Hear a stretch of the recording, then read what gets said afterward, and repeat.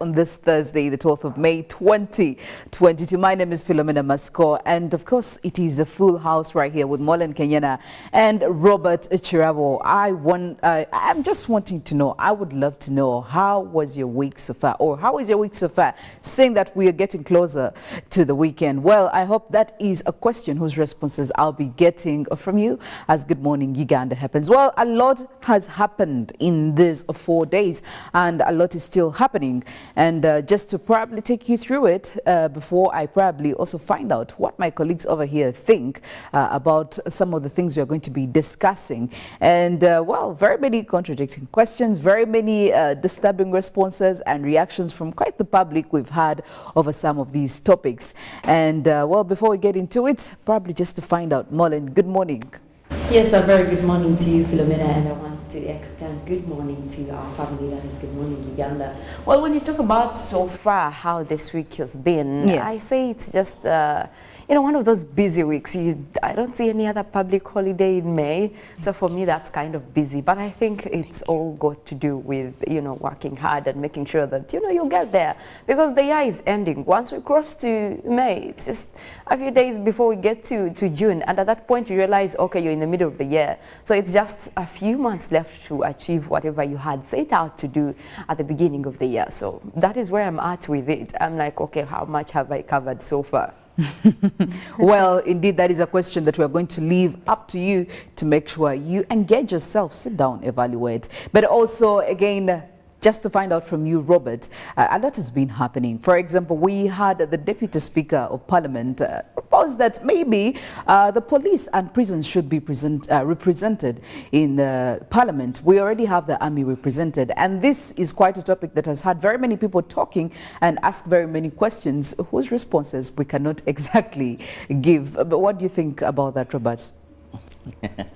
Good morning, Philo, Mollen, and of course our lovely viewers. Thank you so much for waking up with us. Well, when you choose to start your day with us, you're going to be well versed with what is happening internationally and also locally. And of course, some light moments to energize, to spice up your morning.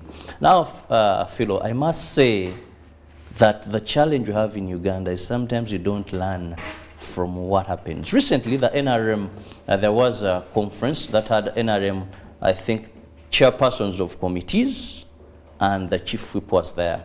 Now, one of the suggestions was to reduce the number of parliamentarians, where they're saying it is very hard to have meaningful debate where someone is given about 3 minutes.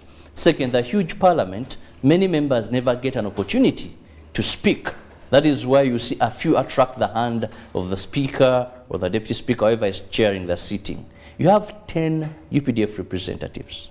Now, if you have 10 from police, 10 from prison, that is making armed forces having 30. With due respect to the work that these gallant sons and daughters do, I think we need to reduce the number of parliamentarians we have, because of what use are they if they're just going to sit there and get allowances and money? Which really makes me question. Yes, one of the biggest challenges of our government is a huge cost of administration. That when monies are sent to ministries, government parastatals, you find that a big chunk of this goes to salaries. And I think that is something. We can no longer have a huge parliament that is not effective, because even if people want to be effective, the situations at hand cannot allow them to be. So I think that is a no, unless you're looking at some group or how you're going to reduce the current number of 529 to factor in the number you want of these. I still have a problem with all these 10 representatives already of the army. I feel like, what can 10 people do that probably if they cut it down to 5, what can 5 people do that the 10 people are doing? I beg to differ. For me, I actually, when we talk about the issue of representation, I believe that everyone should be represented. However much number, maybe they might even give them a 10 or less. Now, before we know that number, I think it's good for us to allow for that kind of representation, because we do have the UPDF represented. Why not have someone represent, prisons and police? It doesn't have to be 10. But when we're talking about reducing parliament, yes, how about you tone down on the ones that you have been having existing, because they're already having representation. For example, when we talk about a district having a lot of constituency and then, all the constituencies are represented, that's where we should be focusing on. But now for these people that don't have representation at all, I think they should be given a chance to have that as well. Well, you know what this is going to cause? At first, when we had this rumor that the elderly want to be represented, Ugandans were, first and foremost, cabinet, by then there are many elder people in the parliament itself. No, that can't be, that can't be. As we speak, for the first time, the elder are represented. 5 slots, those are 5 members of parliament. Now today you bring prisons. The other day, next you'll have journalists who want to be represented. Now these want to be represented. Things begin like that. You set a precedent, you rather reduce, unless you're telling us, these are all armed forces, isn't it? They're armed forces. Yes. Either reduce on UPDF representation to capture in police, to capture in prisons. Like when you go for the East African Assembly, yes, all parties have a way, they send representatives to represent Uganda at Yala. So if we can think of this, but this huge parliament, meaningless, just taking Ugandans, it is a few people. If you ask people, I can even mention them, that discuss in parliament, that you see. Like I told you, we have specific names in parliament. If they actually asked you how many parliamentarians you've seen address issues, talk about issues, well, they're very, very specific. You can actually, they're just some have never even yawned, at least to be captured on the answer. Nothing, not even yawning. Well, my issue is in the not name of being there for their people. But I also do want to think that all these guys have different mandates, especially when we're talking about this security issues. It's a sensitive issue. Police, prisons, and UPDF have different mandates. So for them to have representation is really key. However, I also want to agree with what Robert is saying. We might think about toning down the number. Maybe if we already have security represented at a certain number, how about we also reduce that and incorporate in these other organs of the security as well, so that we don't have issues of one security organ saying, we don't have representation, and maybe that's why we're not effectively doing what we're supposed to do. We want to avoid that. I think it's a welcome situation for me. Well, speaking of issues being addressed, we are having right now, this is actually day 2 where stakeholders are meeting of issues of addressing labor externalization. And that is how we're seeing Ugandans going to the Middle East. According to the statistics that have come out of this symposium that is yet to happen for 2 days, because this is going to be the second day, the number of Ugandans who are in the Middle East countries has officially hit 350,000. But you see, the funny thing is that when all these labor exporting companies were addressing, I found this interesting. They did say that the government is to blame for the bad welfare of all these, Ugandans who are working abroad. Now, their reasoning was that, listen, all we do right now is to get these Ugandans to these countries because they're looking for greener pastures. So we, as the brokers, will definitely do that. But we do not have the power, or we don't even have the resources to be able to monitor them. And they did come out to say there is no systematic strategy to make sure that all these Ugandans are monitored. But my question is, if you don't have the capability to do that, because if you're going to take a Ugandan out of the country and you're taking them to another country, you should also have the capability to monitor these Ugandans out there. How are they faring, their contracts and whatnot? How are they faring when they're working, their working conditions? Are they suitable? Why would you engage yourself in such a job if you can't complete it 100%? Putting it on government, well, that is quite a hard one. What do you think, Mollen, about this? No, they're right. Well, they're right? They're very right. Really? They're very right. Why? Okay, then Mollen first. I don't think that it's entirely on government, for sure, because you also look into the fact that these are brokers between maybe the two countries when they're doing exportation. So they have to consider what is governing in the country they're taking the workers and what is back home. So for them to juggle between that, this guys are also making money. We have to remember that this is business for them. So even the underlying factors that are causing challenges with labor expectation, they will not say, because it's business for them. So I think, yes, government has a little bit of contribution to the challenges that are there, but it is not entirely to blame. Yes. And if government is to intervene, And that should be something that government does because it has to. However, this is going to continue as a business for them. Even if they are looking at challenges where they're taking people, they're still going to do it. So we can say the blame is partial. Half of it should be, undertaken by the labor export companies and the other half by government. Though that is not what they're saying. They are putting the blame entirely on government. Robert? Philo, I agree with those companies. One, all the bad stories we've gotten are more of domestic workers. Yes. And government of Uganda, and to be more specific, the government of Saudi Arabia had what we call a bilateral agreement. Both governments, before these companies come in, because before they even, it is Ministry of Gender, Labor and Social Development that gives them these licenses, that all this is under them. Now, from the time they signed this agreement, they had, in the agreement, we're supposed to have a joint technical committee. Government of Uganda is supposed to have representatives in this country. Yeah? Yes. Government officials, not these companies that are taking people, but government officials like attaches that are going to monitor. When it's a government official speaking with a government official, there was supposed to be a ministerial committee, a technical committee. But even recently, when the current minister for Gender, Labor and Social Development, Betty Amongi, visited Saudi Arabia, this has never been put in place. Since Honorable Janet Mokwaya signed by then when she was the minister. And that is where you see that contracts expire, no one is monitoring. When these issues are raised, there is no government official speak to the government of the other side. Yes. It is these business people who go through hardships to collect this. That is why I say, once you commit yourself, you have an agreement, well stipulated, you're tying responsibility upon yourself. Business people will always be there, shrewd, maximization of profit is their best desire, so you can't hold them accountable if you've failed to protect these girls. These are Ugandans, supposed to be protected by the government of Uganda. Government has capacity to halt and say we've put a ban on externalization of domestic workers. It has ever done so. So it can't even stop that in the country called Uganda. If it is not doing, it is enjoying the taxation. I love that you brought in Uganda. We are Ugandans. We know Uganda. We know government. Yeah. If we are to wait on government to intervene, we're going to still be on the same issue because they are not. This is Uganda. I don't want to take this country like it is the United States. No, we have if these girls are not safe, never make the light of the day. Government has on two fronts banned and halted externalization of domestic workers because where they are going, and companies couldn't take them because government had refused. So when government lifts the ban, it has assured us that it's safe, it's going to follow up. If it fails, then I can't blame a young Ugandan coming up to make a living by exporting Ugandans and brokers. I will say this, Robert. One most important thing is that every Ugandan, regardless of your location, whether you're in the country, whether you are outside Uganda, you need to be safe. You need to be, you need to be under good and favorable working conditions. That is the most important thing. Now, who should take the blame?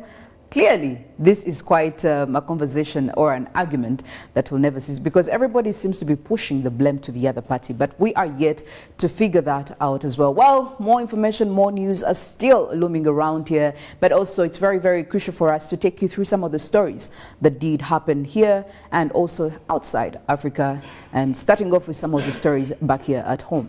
And we'll begin with President Samia Suluhu yesterday. That's the President of the United Republic of Tanzania, attended a petroleum stakeholders meeting where issues of the oil pipeline were discussed. Now, she was at the stakeholders engagement where Uganda and Tanzania shared progress on the oil pipeline.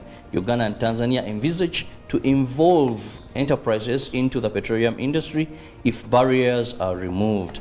Uganda registers Tanzania's companies in its database, but Tanzania does not, and this needs to be fixed. President Samia Suluhu of the United Republic of Tanzania also paid a courtesy call to Roofings and Rolling Mills Complex in Namamve Industrial Park. A visit to one of the biggest exporters of finished products to the Republic of Tanzania was lauded by the business community, who had an opportunity to showcase the country's export potential and also highlight some of the barriers to trade. Well, away from that, the Prime Minister, Robin Anabanja, has commissioned a world-class vaccines access center at Ntinda in Kampala. The center, a private sector initiative, aims at easing access to not only COVID-19 vaccination, but also other killer diseases across the country. While opening the center, the Prime Minister Robina Nabanja commended private sector for supporting government's efforts in the fight against diseases. And now we look at discipline and conduct of UPDF officers, where the leadership of the Uganda People's Defense Forces has described unacceptable the recent manhandling by its officers of a traffic police officer on duty.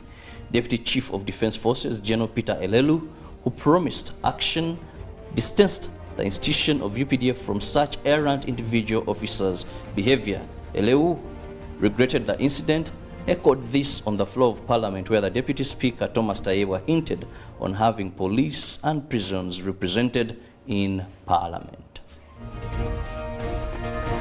In another story, Parliament has designated Thursday as a day to debate on the poor state of roads and way forward on how to address financial hiccups delaying maintenance and upgrade of roads in this country. Now, this follows concerns by sections of members of Parliament over the increasingly worsening state of most roads in the country and delays by the Ministry of Finance to disburse funds to Uganda Roads Authority.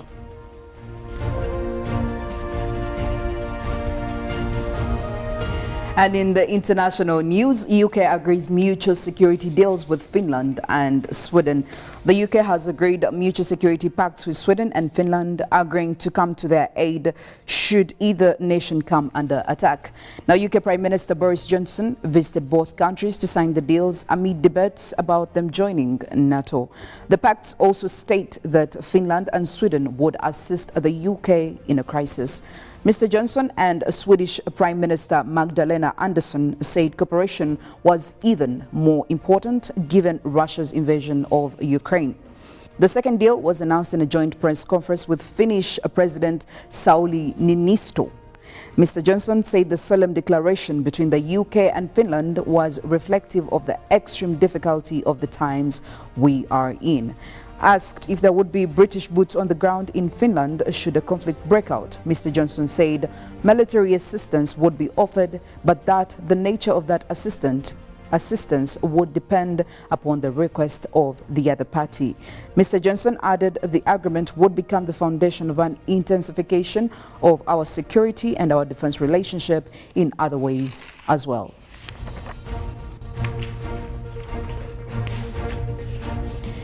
Now, still moving on to the Ukraine-Russia war, while Russia pushed back from Kharkiv, report from Frontline.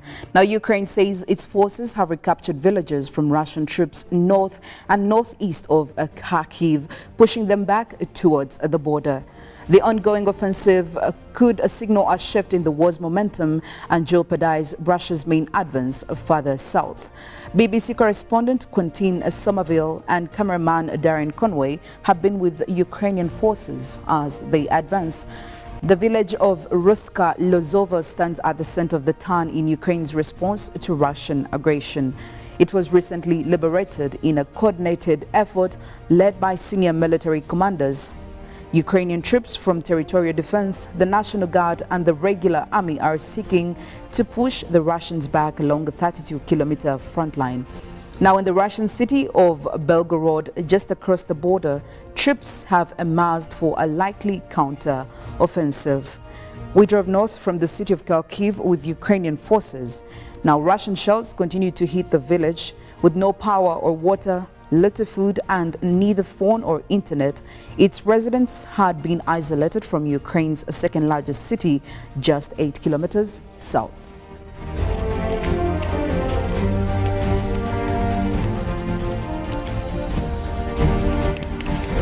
Now, moving back here in Malawi, 3 men in Malawi have been each sentenced by a high court to 155 years in jail for killing a person with albinism. Aged 44, 45 and 71, they were found guilty after they confessed to the murder of a 23-year-old albino man in January this year. One of those sentenced was the man's uncle. Over the past decade, Malawi has experienced gruesome attacks and killings of people with albinism, fueled by false beliefs that concoctions mixed with their body parts bring luck and wealth. Since 2014, there have been more than 170 cases ranging from killings and grave tampering to attempted abductions and physical violence.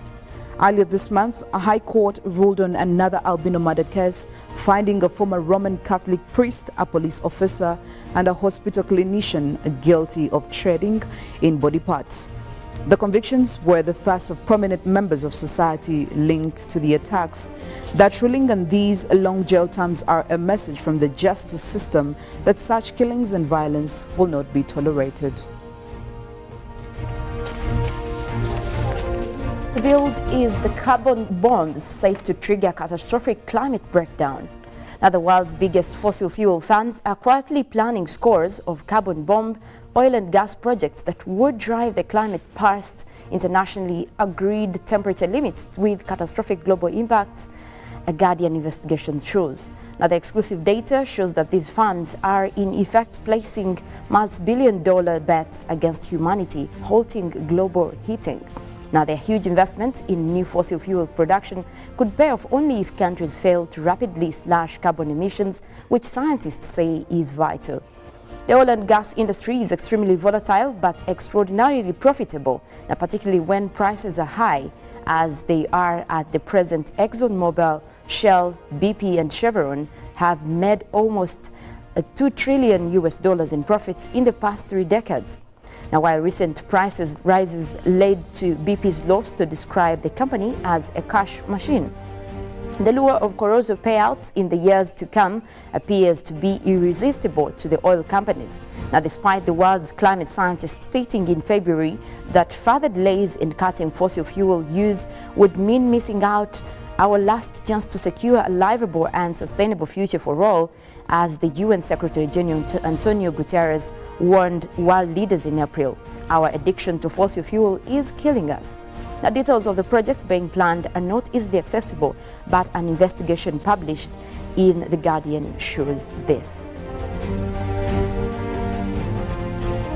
Well, this morning, the poll question where we expect to hear from you, where we want you to be in the conversation, is of course concerning the representation of Uganda police and prisons in Parliament. Now, of course, as suggested by the Deputy Speaker of Parliament, that is Thomas Taiwa, who did say that, well, the police and Uganda prisons need to be represented just like how the army is already represented. Well, share your thoughts on the representation of Uganda police and prisons in Parliament. That, of course, will be finding out as Good Morning Uganda goes on. But also, I know that Robert is very excited to share with us some of his, some of his tips, especially when it comes to boosting your health.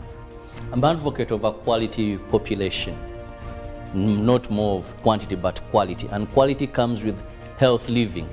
So wherever you are, I advise you that we don't need people that are falling sick of diseases where they can just prevent them because they lack or their immune system is low. Hallelujah, tamarind, hallelujah, ginger tea are the drinks that you should have at your home as the children are moving by, as you're doing your work. Have a sip, 1 or 2, make it your daily routine to consume these products. I guarantee you, at the end of the month, you'll come back and thank me with a very big gift, because you'll have made a lot of savings that you would have spent on hospital bills. I can't wait to receive my gift. Even a simple thank you at this point is a big gift, so do not be threatened. Well, there you go. We're getting into the inspiration now. Today is a Throwback Thursday. We are going back to the good old days. It's all about nostalgia, and that's exactly what we're going to be doing in the inspirational song that we'll be giving you just in a couple of minutes from now. And when we get back, of course, it will be the news reel. Well, we'll be talking more, and of course, we'll be taking you to the roads much later on, the traffic updates, and taking you through the papers, not forgetting the weather forecast and more climate news. Jamie Agenda is also in the queue in there somewhere. Also, some of the sports highlights that will be coming in as Good Morning Uganda still goes on. You're still with us, and we hope you are yet to be with us all the way until 9 a.m. We'll be back. Good morning.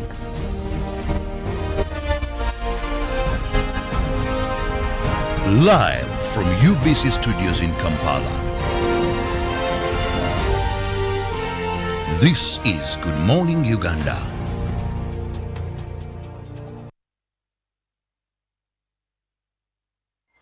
Well, I feel good tonight.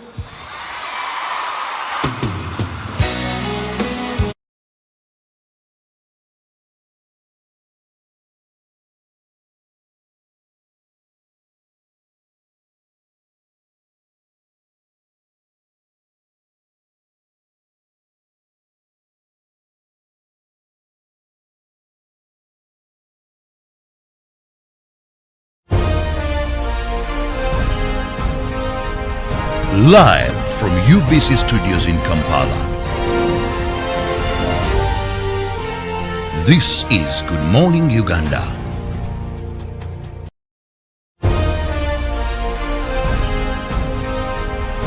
Live from UBC Studios in Kampala. This is Good Morning Uganda.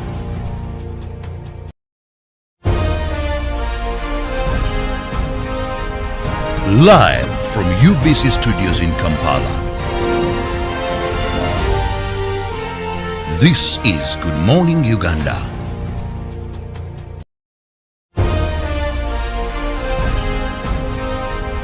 Live from UBC Studios in Kampala. This is Good Morning Uganda.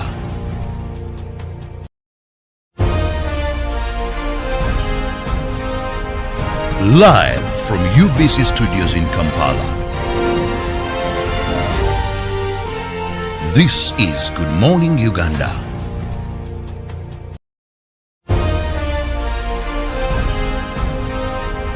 Live from UBC Studios in Kampala. This is Good Morning Uganda.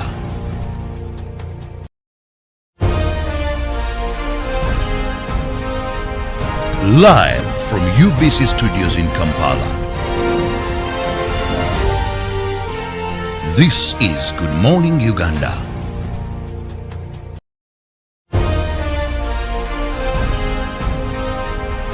Live from UBC Studios in Kampala. This is Good Morning Uganda.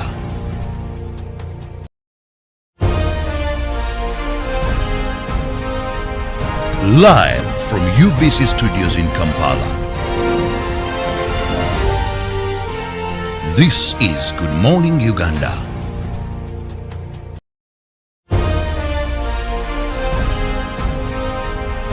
Live from UBC Studios in Kampala. This is Good Morning Uganda.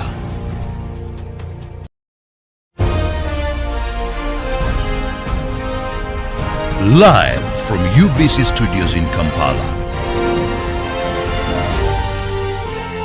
This is Good Morning Uganda.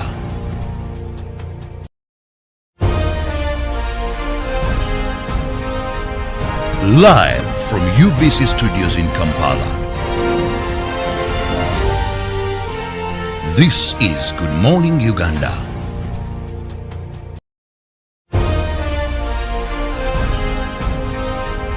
Live from UBC Studios in Kampala. This is Good Morning Uganda.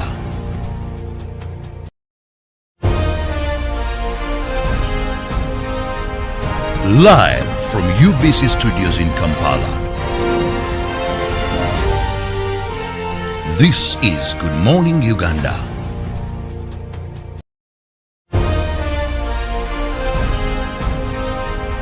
Live from UBC Studios in Kampala.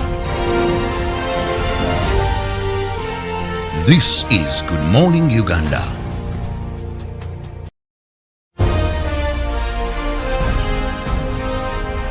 Live from UBC Studios in Kampala. This is Good Morning Uganda.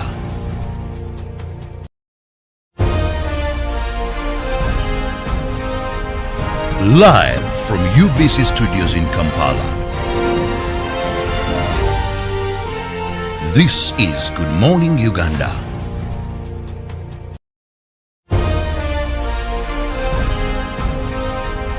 Live from UBC Studios in Kampala. This is Good Morning Uganda.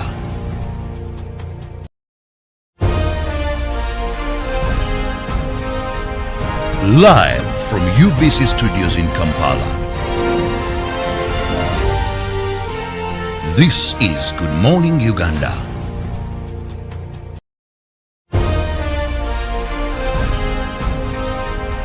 Live from UBC Studios in Kampala. This is Good Morning Uganda.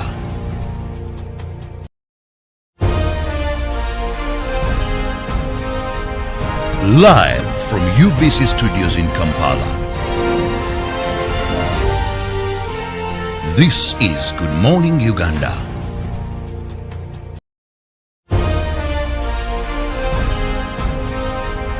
Live from UBC Studios in Kampala.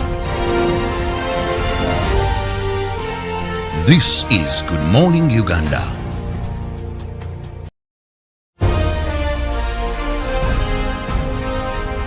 Live from UBC Studios in Kampala. This is Good Morning Uganda.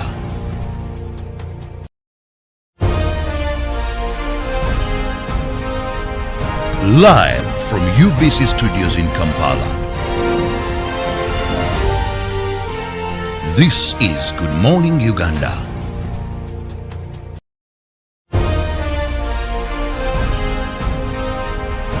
Live from UBC Studios in Kampala. This is Good Morning Uganda.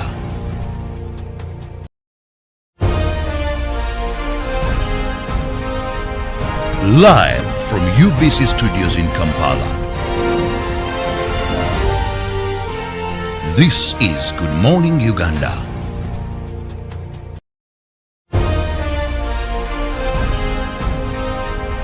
Live from UBC Studios in Kampala.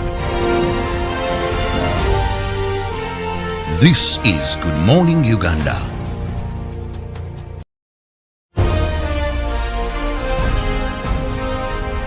Live from UBC Studios in Kampala. This is Good Morning Uganda.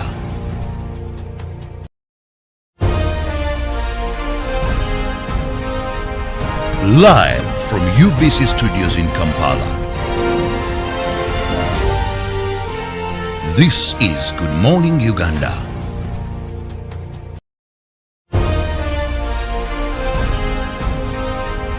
Live from UBC Studios in Kampala. This is Good Morning Uganda.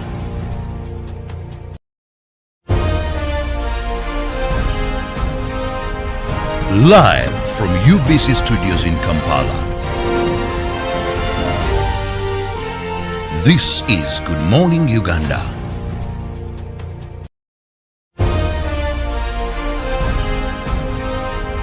Live from UBC Studios in Kampala. This is Good Morning Uganda.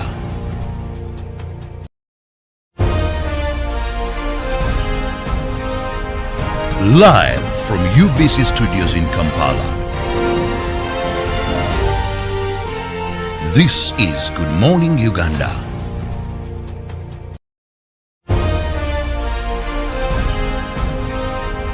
Live from UBC Studios in Kampala.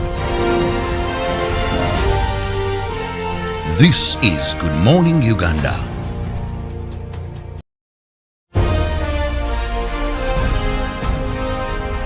Live from UBC Studios in Kampala.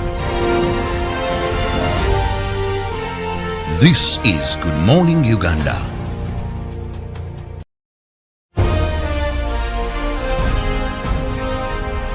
Live from UBC Studios in Kampala. This is Good Morning Uganda.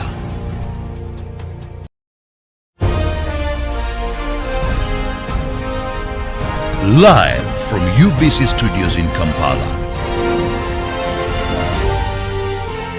This is Good Morning Uganda.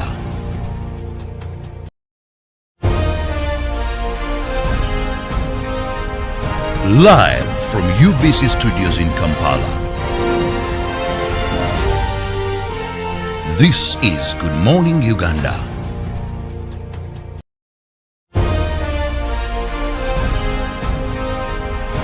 Live from UBC Studios in Kampala. This is Good Morning Uganda.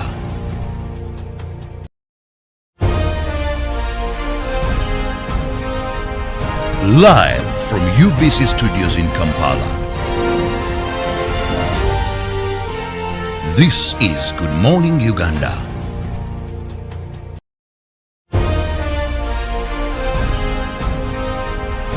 Live from UBC Studios in Kampala.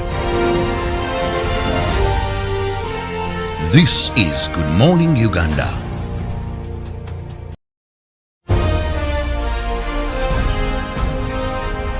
Live from UBC Studios in Kampala. This is Good Morning Uganda.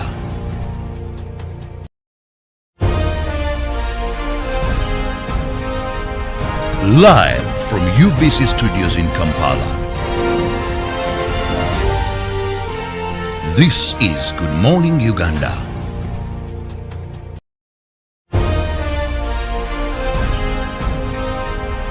Live from UBC Studios in Kampala.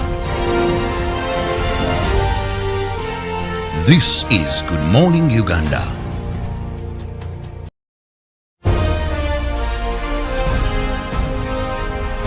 Live from UBC Studios in Kampala. This is Good Morning Uganda.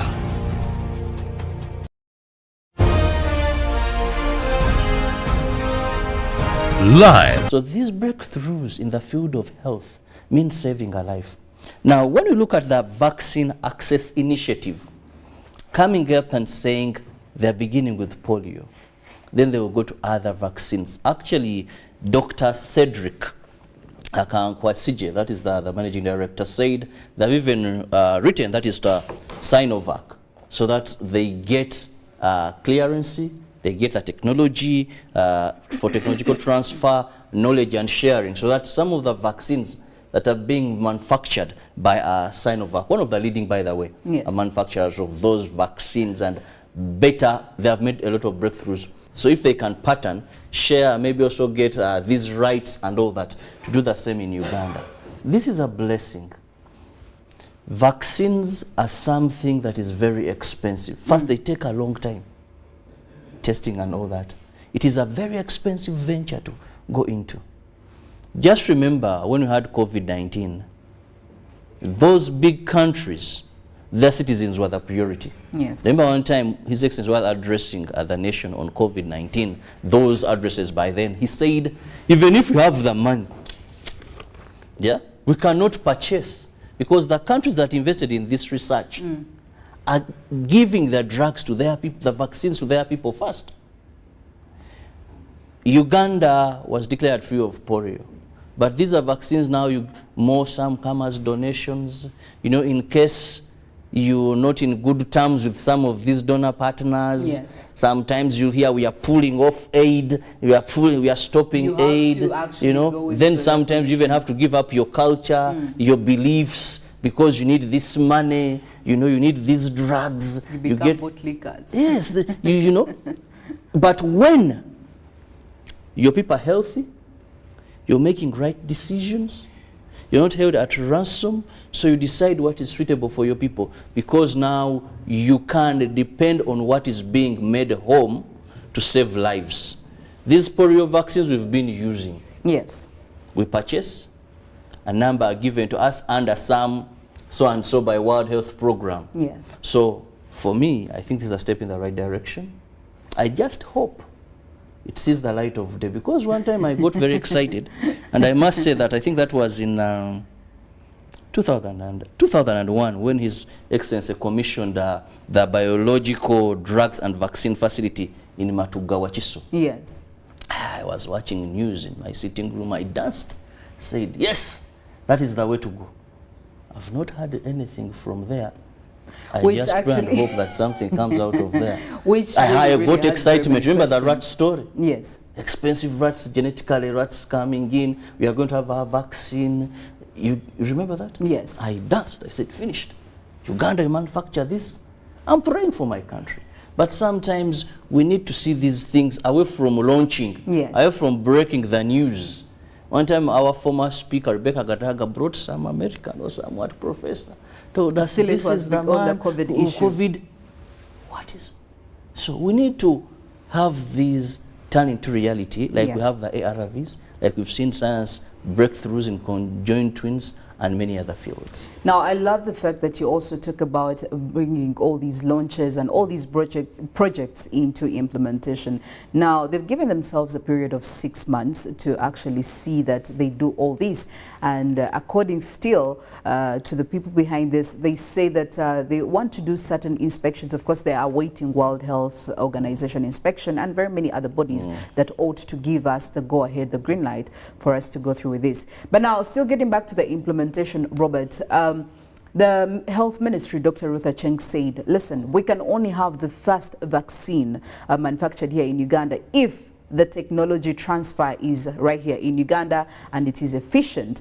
Only then can we see that. Now, and only then can we be operational. Only then can we have this vaccine access initiative very operational, which also makes me now question, really, Uganda, are we at that point? Are we actually ready? Seeing as you already gave an example where His Excellency President Yoweri Kaguta Museveni commissioned, it was actually the biological drugs and vaccines in Matuga back in 2001, and it was not fully operational. It is yet to be fully operational. So seeing incidences like this, and also seeing us coming up with more initiatives like this, but they're not getting fully operational, are we actually ready? The health minister has already talked about the technology transfer. Are we there yet when it comes to the technology? We may have the idea, we may have the concept, we may have the people, but we have the resources like technology. I would say, do we have the will? Because everything is available that we need if we have the will. I want to tell you, if the ARVs we are talking about, that's a private company. Yes. If it were that the government of Uganda wanted to set up that industry that manufactures ARVs, even if it was decided 10 years ago, today it may not have been present. Bureaucracy, corruption, middlemen. When a project comes up, someone looks at a building. Tandikira nti awo hostel nga kamwesi njizimbi. You know, that mindset change. When you look at the vaccine access initiative, this is not government. Yes. This is the private sector. Talking about ARVs, private sector. Because, you know, with the private sector, it is your entity. You get the right people, you monitor, you want to make profits, you want to be at it. You have the biggest part of you the have the biggest yes. part. If this Ruwawa specialized hospital was going to be set up by individual, an investor comes in, like we had Ian Clark, yes. set up international, is it IHK? IHK. We never had such hospitals in Uganda. But this guy comes, sets it up. It had modern facilities and everything. Got some of these private hospitals around. I don't want to mention, I'll be advertising for them. Yeah? Then like I say, was the one. You know, secretly mentioning. When you get there, look at technology. Look at how people are timely and all that. So, Uganda, we have so much potential. Our president, and I want to say this without fear of contradiction, our president has so much love, so much desire to get Uganda where it should be. But the problem, he's a lonely wolf. That other people, when His Excellency says we need to have this vaccine, how much money do we need? Find that money, give it to this bunch of people. The people you're giving the money are seeing hostels, are seeing houses. What happens? You cannot transfer technology when the person you're putting in place to transfer that technology, his or her mindset They're not patriotic. Yes. They're not envisaging that a time may come when they're the ones who are sick. They could have amassed wealth, and they know they will fly out of Uganda. We had COVID. With your bunch of money, you couldn't fly out of this country. So they basically have different priorities at different priorities. So that is the biggest problem.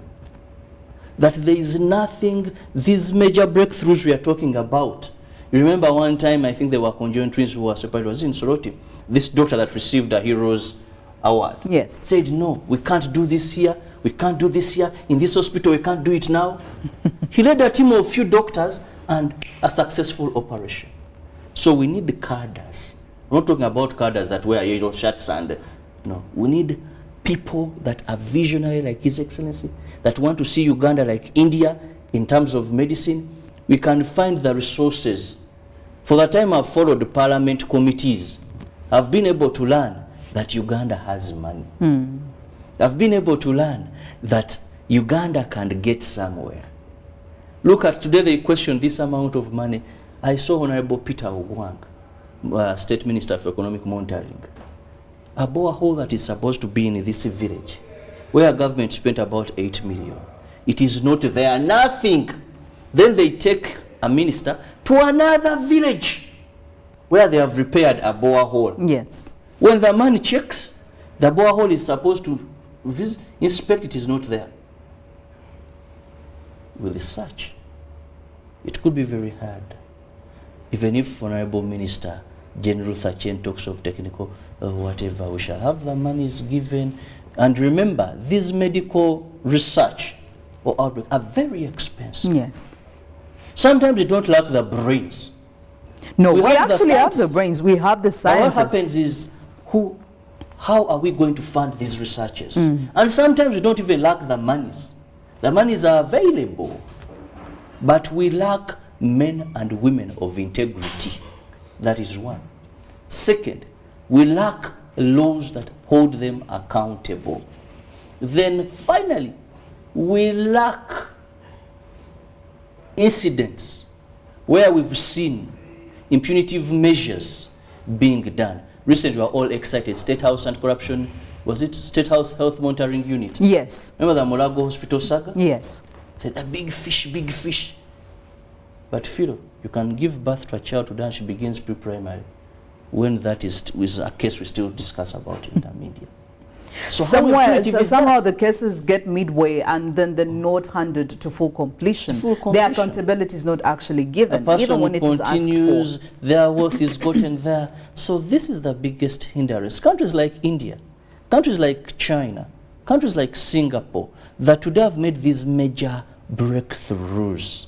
One, all the people, majority of them, understand the national vision and mission and direction. Two, however long your fingers are, they are tamed to become as short as mine, if at all you misbehave. So with that, with those two challenges, I am fearing and I'm scared that we may not live to see the light of day unless we have a private public partnership. Yes. That a person comes and maybe, or it is private sector completely led, then we can get there.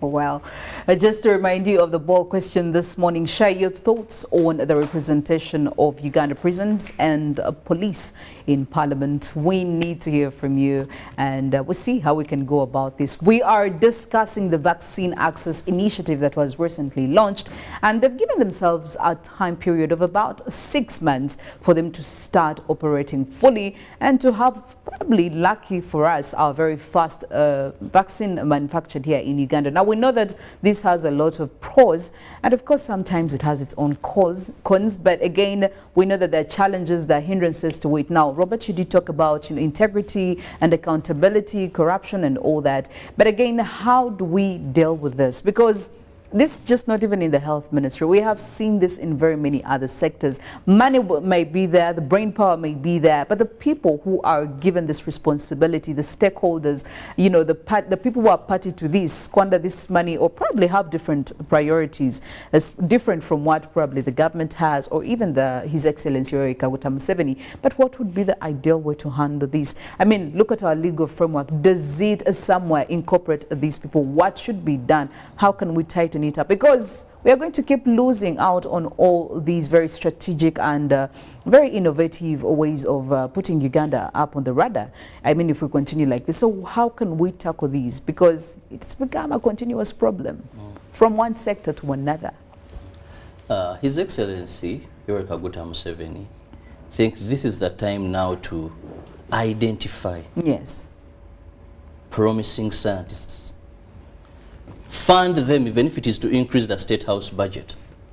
Fund them individually. You identify, like we have the COVID X-Man. How much do you need? Individual. Without having to go through... How much do you need? If you have a project, you know, you are an innovator, or you're having a major breakthrough, we identify you. The president sets up a team. Of course, we have the Innovators Fund and all that. So when you spot maybe an organization, private, come in, give them money. Because for the private sector, it is easy to hold them accountable. Who is your MD? Who did we give the money? You produce. So because most of them, people look for ability. Yes. Not relationship, not what. So it is easy for them to surrender their maybe accountant, their head of research, than it would be in government. So identify individuals, identify promising groups, promising institutions, money directly to their these account. institutions, yes. Directly. Hold them accountable directly. That is one way. Because even when we identify and then you're told controller, simani, finance, that queue. It That brings is why the in the bureaucracy. yes, that's why even the parish development model, they have changed. The money goes directly to that circle's account. Yes. Because what was happening, the moment we know government budget, the minister reads this financial year, have put aside this amount of billions to do this. You see people nodding heads and clapping. You think they are clapping for what they have done? No. They're clapping for the plans they already have. One is saying the sentence is not Ziria. They're just clapping. So that one will help. Two, I think it is time that the fight against corruption, even if it means that we have to have sacrificial lambs for people to learn, it is a time we must. You know, when in this country, when someone knows that one artist sang a song, I think it's Wilson Bugembe, said, nature chijja kugwa. You know? Yes. Things come, pass, and they will end. You're only moving in a supermarket or driving in Germany. I think this face is familiar. Then you remember, oh, I once covered a story where this man was implicated in a corruption scandal. By then he was driving a RAV4. But now he's driving a fortune. So, as long as corruption is not something that people fear, people still to embezzle money. When I look at Geoffrey Kazinda, well, I think was a principal accountant, I'm like, oh God, the likes of Jimmy Ramafa. Because I'm like, okay, if we had many there, people would fear. But when people know that this will happen, just give it time, journalists will stop writing about it, talking about it, and it will be gone. Judiciary and the police, these two departments must save Ugandans. Those that investigate and the corruption in the judiciary. If those are dealt with, people know that for sure if you're given a project, if money comes, research for something, do it. And the good thing finally is may the Lord intervene. May the Lord intervene. That some of these people live to see the dangers. One time, I had a friend of mine. His dad was a doctor in Molago Hospital. So they're abroad and he was sick. He tells me, Robert, it's my hobby and my friend. Go and pick Dad, take him to hospital. I pick the man, I bring him to Mulago. Once a doctor, hey, greetings everyone, hey, how are you? Then after they gave us a list of drugs. This man made a statement and they told him the drugs are not there. He said, our times when we were in Mulago, we are the ones who initiated putting drugs, I think it was in a dustbin, then driving them out. So the cleaners. He said, now, I have a feeling these drugs are there. So when these testimonies come, maybe you should have parents who condemn their children, who tell them this get-rich syndrome, and we begin praising. You see, as we say government is corrupt. Yes. Even us Ugandans, we are condoning corruption. Your son leaves university and works for 1 year. He's building a mansion, he comes home and you're clapping. Omwana wange mugezi. But at this rate, Robert, I could say person does something. Very many people have become so individualistic. At this point where we are, everyone is. But what happened to the moral fabric? It's exactly. I remember those days when I was in school. One time I had a friend who gave me a watch. He was a Russian. He gave me a watch. He gifted it. I went back home. My father saw it. Told me, Bob, come. Eyesawa wajijeo. Said a friend gave it to me. I received strokes. Then tomorrow when he went back to school, told him, they took me to the teacher. Yes, this one came home with a watch. Then the teacher, then they called, but the Muzungu was like, I gave it to him. Yes. And the parents were okay. That is when I had an opportunity. The parents would not just go with, you build and everything. They would question, but the moral fabric we've lost it, and therefore we've all sinned and fallen short of God's glory in the fight against corruption. Wow. We need to revise that. Our religious leaders, where they are talking about now, Chisanja, this, their main role. God is not going to ask them for the political arena. Yes. For the spiritual lives of people in this country. Everybody is really into it. Everybody is fully engaged. Everyone has derived away from what they're supposed to be doing. Well, we are yet to also find out what will happen in the 6 months. Of course, we'll be making a follow-up, and we're getting excited. It's not really good. I don't think it's good to have our excitement up there because, I mean, this is such a huge milestone for us as Uganda. Vaccines, this is science. In fact, Robert, I feel like, well, now maybe the science teachers really had a reason to go on strike until their salaries are increased because, I mean, if we are seeing things like this, I want to thank them. I want to think that it zeroes back to all the science teachers we are having. So, yes, we're not doing badly, but there are very many other people frustrating us. The science teachers... Well, I mean, it's all science if you look at it. But for me, I would think even before we go into salaries, do we have what it takes for them to teach sciences effectively? Yes. I don't know when you last visited a number of these public schools, leave alone Kampala. Government has done much, but there is much that needs to be done for us. You're praising these scientists, but you may find that many of them have gone to private schools. Another problem is we don't dig deep. We lack in-depth analysis and understanding situations.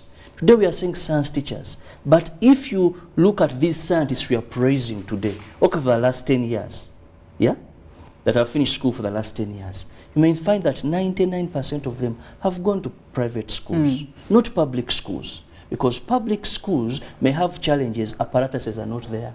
They don't have what it takes to teach sciences. When you increase them salary, it is good, we shall have money in circulation. But if they don't have the tools to deliver, yes, then government will still be losing because you're paying people money, but because they don't have what it takes to teach these sciences effectively. I'm saying the public. Yes. Those in private schools will still excel in sciences. Those in some of these schools will not excel, but the teachers will have the money. So we can actually say these complement each other, and each other. I'm talking about the tools, but also the salary increments. They complement each other. Yes, you will give me the money, the salary increment, but when I get back to the school, what am I going to use to teach these children? So your products are just failing, doing badly. They can't be, even when it looks at university intake, they can't qualify for these proper courses that bring them as good scientists. the Chitendes, na Miryango, na Magunga, na Masunsu, na Bisunsu, I mentioned but a few, will be the ones occupying this. And then you say, our scientists, our scientists. They are good science teachers theoretically, but when it comes to the practicability bit of it, a bit questionable. Well, we're also here to find that out. Well, that's it from this morning's newsreel. We'll be getting into the papers just a few minutes from now. That is Daily Monitor, New Vision, and Daily Nation, and of course more programming as Good Morning Uganda still goes on. We do have we have the press review and the traffic updates, and later on we'll be giving you more from the climate arena from Mollen. Good morning. We'll be back.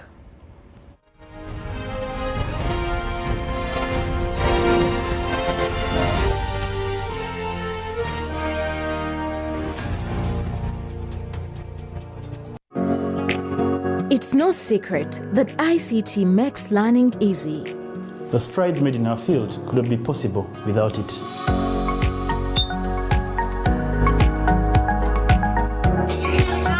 And now we can watch our favorite show.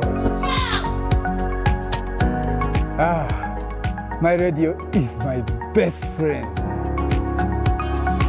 UCC provides an enabling regulatory environment and policy guidance for healthy competition. We also facilitate ease of doing business in the communications sector through licensing, standardization, spectrum management, tariff regulation, rural communication development, and consumer empowerment. An informed consumer is an empowered consumer. UCC supports local content and innovations. Driving the development of a robust communication sector in Uganda is Uganda Communications Commission. Get connected today with the My Airtel 4G smartphone and enjoy free data for 1 whole year worth 86,500 Uganda shillings. That's free 2 GB for the first month and free 1 GB for the next 11 months at only 250,000 Uganda shillings with free data for 1 whole year worth 86,500 shillings, making the effective price of the 4G phone 163,500 shillings only. Airtel, the smartphone network.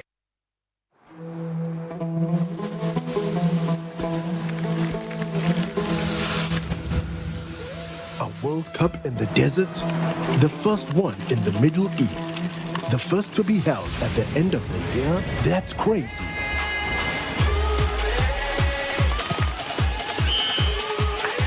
Get ready for spectacular moves, high-flying saves, unbelievable goals.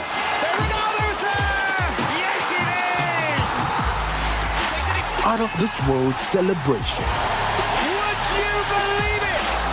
What a moment here! All 64 matches live.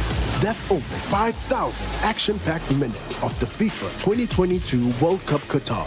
Now that's crazy. Catch all the action only on SuperSport, your world of champions. On Go TV, love it. Even with my grandson, a doctor at my side, I struggled to get the help I did. But he saw something that day. He began to work day and night.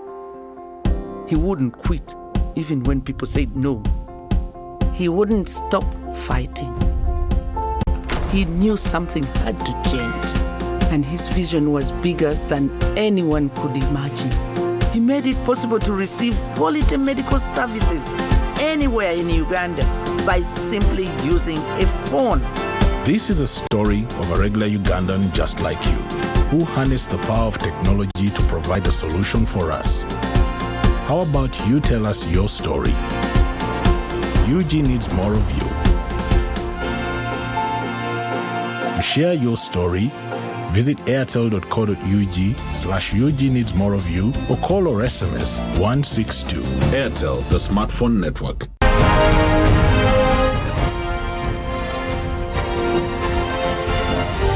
This is Good Morning Uganda.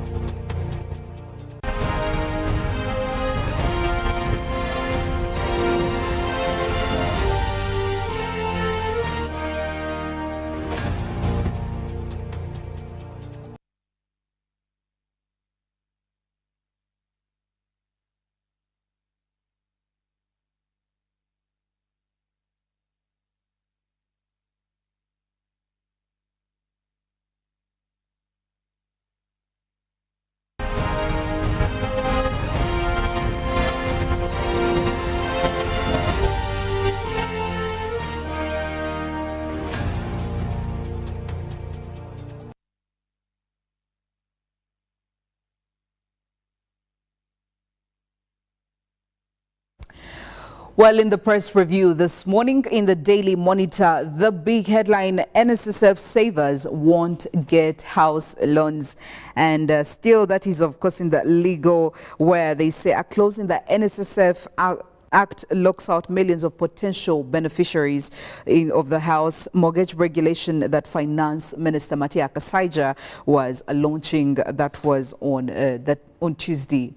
And well, you can get more details on page 5 of the Daily Monitor this morning. Now we'll look at a double tragedy that happened over there. Patient nurse die as an ambulance catches fire. And still in more news, private hospitals to charge for COVID jabs.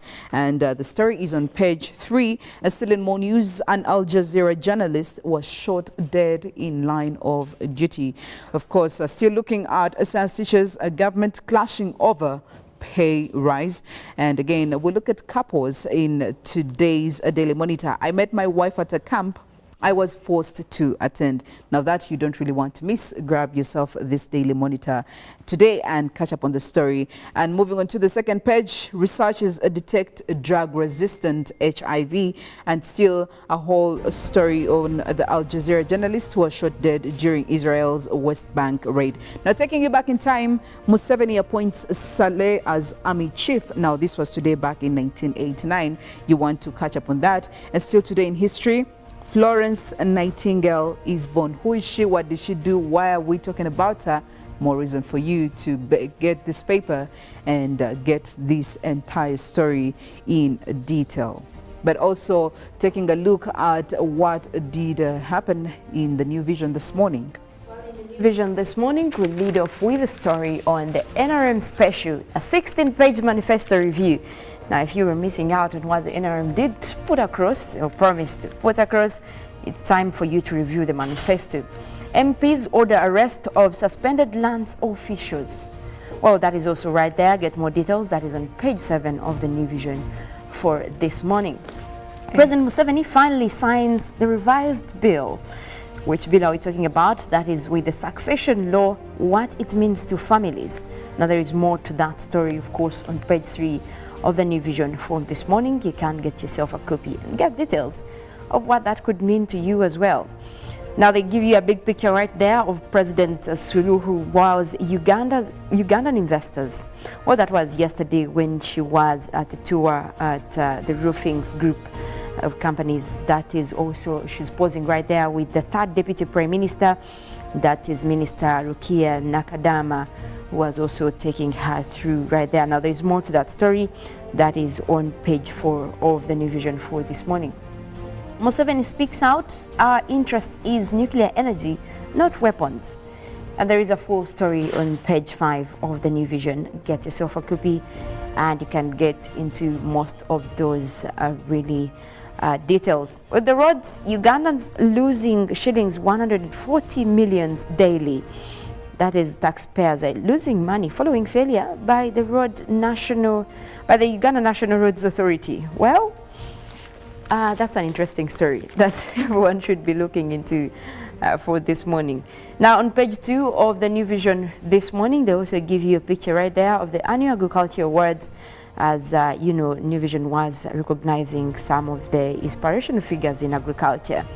That is also right there, but also Nabanja intervened in Kiseka Market wrangles. What is happening now? She had to go down there and actually take a listen and what is going on.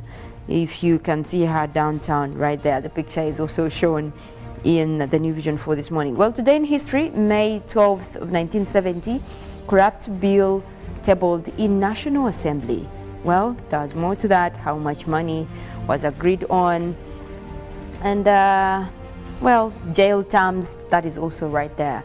Today in history, 2008, May 12th, massive earthquake rocks China. That was, of course, a huge earthquake of 7.2 magnitude that took on a lot of people, with 69,000 people dead. That is today in history. Now taking a look at the Daily Monitor Sports today, and of course quite interesting stories over there, where we do have the KQ keep pace after letting in Nasuna's century goal, and again what next for futsal after high turnover. And the Kabaka birthday run obviously is returning to raise HIV/AIDS awareness. So yes, if you have been an ardent participant, then clearly you should be part of this Kabaka run that should be anytime now. And title hungry NIC pursue and beaten run. All that in the Daily Monitor Sports this morning. Well, taking a look at the New Vision Sports, Uganda ready for bowl off.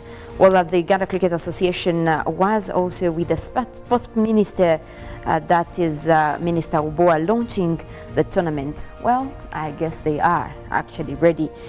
Now, also in the New Vision Sport for this morning, they show you NSC endorsement. Now, President Yoweri Museveni's financial endorsement of the Ndeje University Sports upgrade last month is still an actual execution, and they have more details in the New Vision Sport for this morning. But also adjusting for the peak, what are we talking about? Mostly JKU's Jamila, who is fighting for the position with other bidders for the East African Club Championship match. Now, there is also more of the fixtures right there that are putting it across for you. That is when it comes to the East Africa Club Netball Championship. And what Uganda actually is standing like, who is representing, you have to get more details for today in the New Vision Sport. Karamoja elders are pushing for facilities. That is the game's chairperson, Richard Okot, who is also, asking for more facilities to be given out for the sports in the area. There is more to that story. Mbaya Titans eyeing top flight when it comes to rugby league. They are also putting across all they have for looking at that championship title, but also give you the fixtures of what will happen with Western Region Rugby League. Well, in the Daily Nation this morning, well, quite crazy as we still look at Decision 2022 dead heat, and of course both Raila and Ruto are head to head in the presidential race, but none has enough backing to cross the 50% threshold to win this year's election. Well, how will that turn out? And there is a chart there showing you where they stand: 42% Raila Odinga and 42% for William Ruto. Well, that you need to be finding out, and seeing as now they are officially on a countdown, less than 100 days to see who will be the next president for Kenya. And the running mate that Kenyans want, of course, that is tomorrow. The details of that story are in there, so grab yourself the Daily Nation this morning to catch up on all these stories. Now, also another thing that you need to catch up this morning is definitely the traffic. Now, I am going to draw my focus on Kawempe Division. So if you're in the areas of Komamboga, if you're in the areas of Chebando, Chisasi, well, as you're headed to town, I want to tell you that yes, there are a little bit of traffic spots here and there. For example, if you're coming in from Komamboga, that Waligo Road over there is quite a busy one this morning. The red spot here clearly showing that the traffic is really crazy over there. We have very many road users who are trying to access the city center. So yes, coming in from Komamboga, you need, and you're going through Chitara, Kenyena, through Waligo Road, well, that you need to be ready for it. But otherwise, after that, it should be quite a clear route for you. Now, here at Waligo Road, you could use the alternative Bahai Road to connect to Chisasi. Now, this is quite a freeway, and the green lines are very evident of that, so you have nothing to worry about. However, if you decide to go through Chebando, well, there's just a few traffic hiccups here and there, so you shouldn't have anything to worry about. The green stretches show you that you could actually navigate this road as you're getting to the city center. Now, of course, there you'll be accessing Mulago, which seems to be quite a clear route this morning. There is nothing, no major hindrance. The green lines again are very evident of that. However, as you cross over getting to Mawanda Road and using this Kisingiri Street, the traffic starts building. Mawanda Road is not really looking exactly nice this morning. The traffic is very heavy, as you can see over here. That is the red stretch and the orange stretch. So the traffic will build up and eventually result into the heavy traffic as you get to Old Chira Road. Old Chira Road definitely is not any different from Mawanda Road, because also the traffic in several of these spots is very heavy, and it's also building up in other areas. So you need to plan accordingly if you're going to use this Chira Road to connect to Mulago Road. Chira Road, well, I will say that you could actually use an alternative route. You could actually go all the way to use Kisementi, Kanjosha Street and any other road that will make you join use of Lule Road, and that is the John Babiha route. John Babiha route this morning is a bit you can navigate through it. The traffic is less, but also usually in the early mornings like this, because we have very many parents dropping off children, some of these streets are really busy, especially when it comes to the schools that are within town. Now you need to be very cautious, and you need to plan ahead, seeing as we're back into the season where we have all these children get up as early as 5, and children being dropped off by all these parents, by all these border people. So you need to plan your journey according. So if you're in these areas of Chisasi, Komamboga, well, you need to start thinking of a plan B just in case you have not yet left home. But again, I always advise that even the night before, you just need to plan your journey to make sure you are not in any way inconvenienced. You either wake up really early, or you could leave slightly much later if your demands are really not that major. But also getting you to the climate and of course the weather forecast. Mollen, I understand the European Commission has given itself up to 2035 to get rid of all the petrol cars and the diesel cars. Now, I believe this is such a major step when it comes to the fight of climate and trying to make sure that we conserve our environment, we conserve our climate. But I don't know the possibility of this 2035, and they don't want to have any diesel car on the roads. They don't want to have any petrol car, meaning that we're going to more or less be using electrical cars, or at least the European countries will be using the electrical cars. But are we not also looking at some side effects of this? Well, obviously, Philomena, when we're talking about this kind of transition, obviously there are going to be side effects. But I want to welcome the idea because for the first time we're seeing a commitment from such a huge body as the European Commission to say that, okay, we have set a timeline. By 2035, we don't want petrol or diesel cars on the road. Now, that is completely getting rid of fossil fuels. Yes. And for me, that's really good. It's the first time that we're seeing such a commitment. Otherwise, all of us have been talking about the fact that this should be phased out, but no one is putting a timeline, or no one is welcoming the idea. What I know is that it is enough time to give the manufacturers enough time for them to prepare and make the transition to electric cars. And this is what was agreed upon last November in Glasgow. So I think it's good news. However, it's also going to have, of course, the effects. But again, there is enough time for manufacturers to prepare, and also for the people that are going to be using the electric cars to also prepare for that kind of transition. Well, I think it's very encouraging that we are taking a step. It's not all about commitments, it's not all about, you know, the plans, but something is actually being done. 2035, I hope and pray we are still alive to witness this, and maybe Uganda can also pick a leaf. Who knows? We could actually be way better when it comes to 2035. Well, that's it from the traffic updates this morning. My name is Philomena Mastiko, and Mollen Kenyena is going to give you more about all of these commitments that are coming in from the European Commission, and also give you the weather forecast of how it's going to look like today, Thursday, the 12th of May 2022. Have a very great and productive Thursday morning. Well, thank you very much, Philomena. We also want to talk more about that, because obviously this is not coming without hesitations from other players. Obviously now the manufacturers, the vehicle manufacturers will come up and say, okay, well, how about, you know, we need support in terms of, you know, effectively giving out our strategic plans. But I do think that this is enough time. But also, if you look at the EC's plan, or what they have been actually convening with the EU, is to make sure that we have a limit towards you know, emissions of greenhouse gases, and obviously now this is moving more towards cutting emissions, and which is why they're saying that obviously there is going to be an effective ban on the new fossil fuel cars, that is from 2035. Now, to make this actually effective is that it's going to ban sales. So that means no more, having sales, because most of these companies are even in the countries themselves. But if they say, okay, there are not going to be any more sales, that means the manufacturing part will be phased out as well.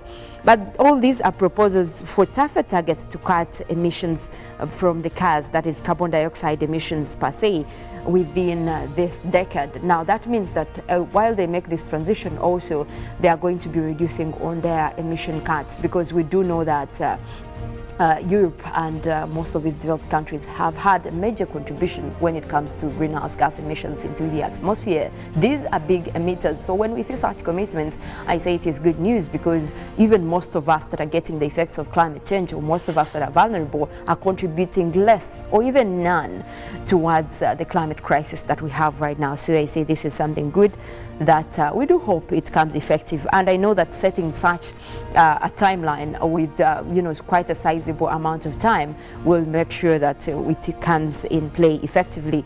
But also following up on the wildfire season in the US, we now see that there is more that is coming across. As of this morning, we're reporting wildfire fueled by exceedingly dry brush that swept through the parts of Southern California, which took on destroying 20 homes while also scorching some. Now, what we do know so far is that 200 acres of land have been, affected with the fires, and of course there have been forced evacuations as well. That is across Southern California, where we also do know that 20 homes have been destroyed so far.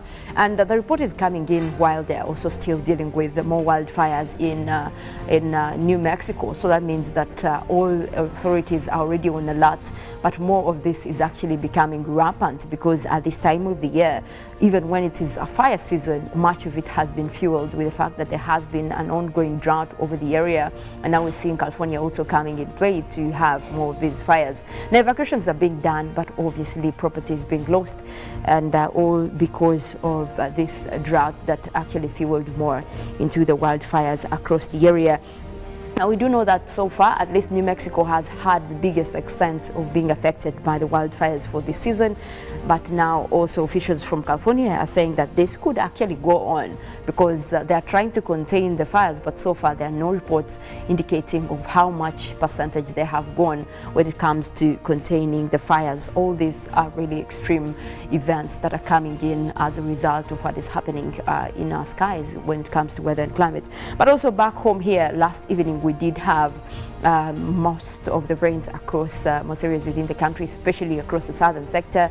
Now, western Uganda as well. Throughout yesterday into the night, we did have reports of flooding actually across parts of Ntungamo, where we do know that some of the facilities were affected. That is across Katete, with the maternity ward that was also affected, and some of the surrounding areas where there was flash flooding across the area. And we did mention that most of these rains that are coming within the peak of a rainy season, that is the March to May rainy season across Uganda, will be coming with extremes.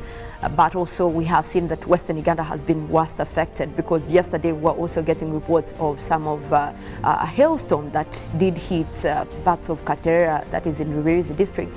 And also continuing with that is that now, even within just a day, we have more reports of flash flooding across parts of Ntungamo. And this is just going to show you the extent of how much extreme weather is affecting, especially the western parts of the country.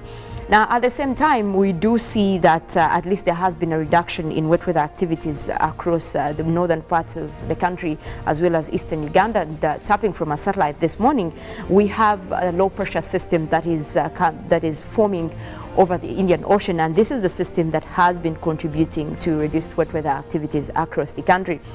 What we do have is that most of the moist winds that usually affect our weather, that usually bring in the rains, are now being diverted towards this low pressure system. And because of that, we're seeing that we could be having reduced wet weather activities across western Uganda, across eastern Uganda. I mean, now, if you take a look at that image showing on the screen, you will see that where you have the deep red, orange and blue colors, that is where we do have the low pressure systems. And these are more of like storms forming over the Indian Ocean. And what happens happens is that most of the winds that will be coming even throughout coastal Kenya, Tanzania, are now all being diverted towards that low pressure system, and that is where the rains are as we speak right now. So that has definitely caused a reduction across most areas within the country, and also it is responsible for the sunny weather that we're having for this morning across most areas. If you take a look closely into Uganda, we do have those open gray skies, those open blue skies shown on the screen.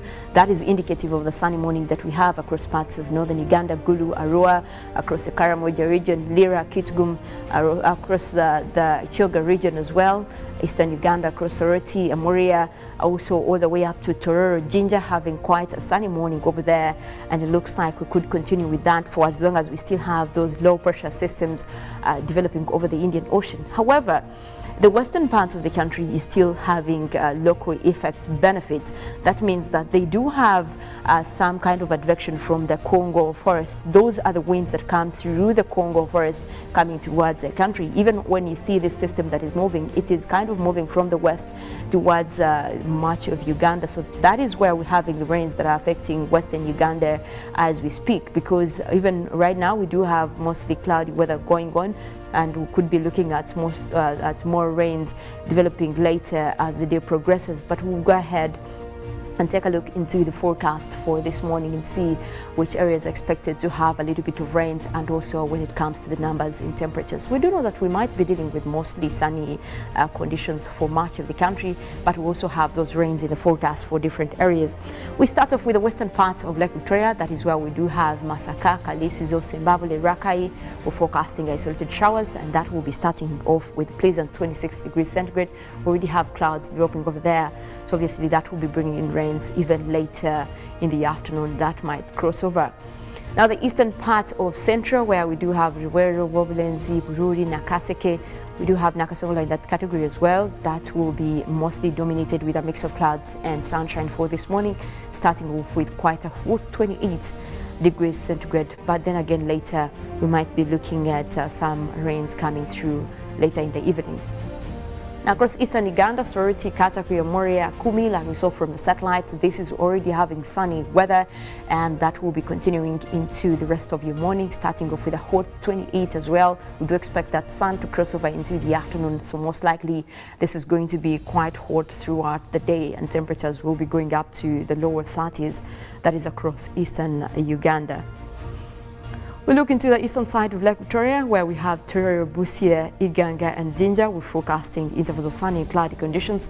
That is also starting off with quite a warm 27 degrees centigrade, and also most likely in the afternoon we'll be dealing with similar weather, quite sunny but also with intervals of cloudy conditions across that area.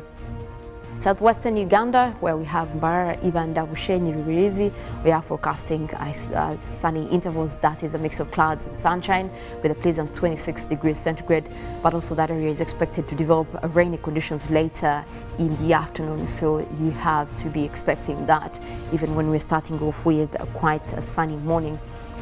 We're looking at the central parts of Lake Victoria. That is where we have Mukono, Kampala, Entebbe and Wakiso. We're forecasting isolated showers. We'll have those rains come through as the morning progresses over several places. Also starting off with quite a chilly 25, but we do expect temperatures to go a little bit up as we continue into the day, and also we might be looking at more rains developing across several places, especially across Lake Victoria. We do have an effect of Lake Victoria. It also helps to enhance some of the wet activities for the areas that are in the surrounding of Lake Victoria. So that is an advantage right there, so that even in dry seasons, actually, as we head towards June and July, we're still going to be dealing with mostly rainy weather across areas surrounding Lake Victoria. That is because it does help to enhance wet weather activities. Well, that is all for now, but I also want to inform you that we do have a Good Morning Uganda agenda coming up, and also later on we'll be having sports updates from Ruben, but also much later on we'll be having Good Morning Uganda Extra. You can find us online. We're streaming live on YouTube, that is UBC Television Uganda, but also on social media. The hashtag is #UBCGMU. My name is Mollen, Kenyena. I want to wish you a lovely morning.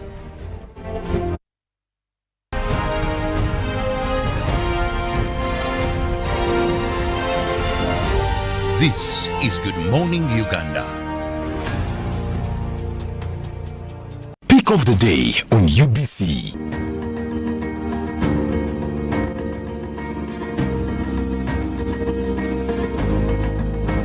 Was brought to you by... Need to send money to a loved one but you don't have enough on your phone?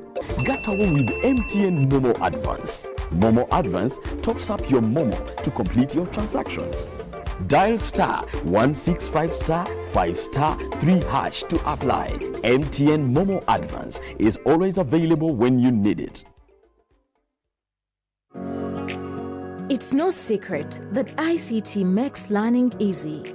The strides made in our field couldn't be possible without it.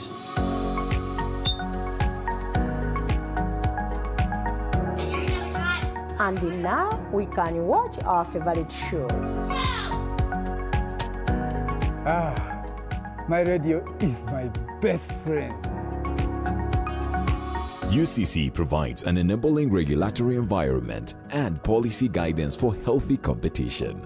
We also facilitate ease of doing business in the communications sector through licensing, standardization, spectrum management, tariff regulation, rural communication development, and consumer empowerment. An informed consumer is an empowered consumer. UCC supports local content and innovations. Driving the development of a robust communication sector in Uganda is Uganda Communications Commission.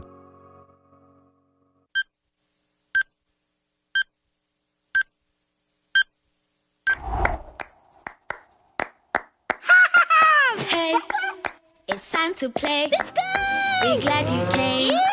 Because you love to share. Let's have some fun. What should we try next? With everyone. Because we love to learn together. Making new friends forever. Sesame Street friends.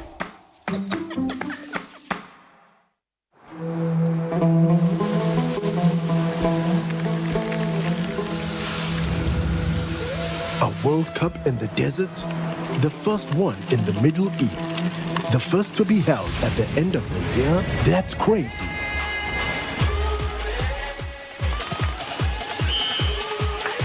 Get ready for spectacular moves. High-flying saves. Unbelievable goals.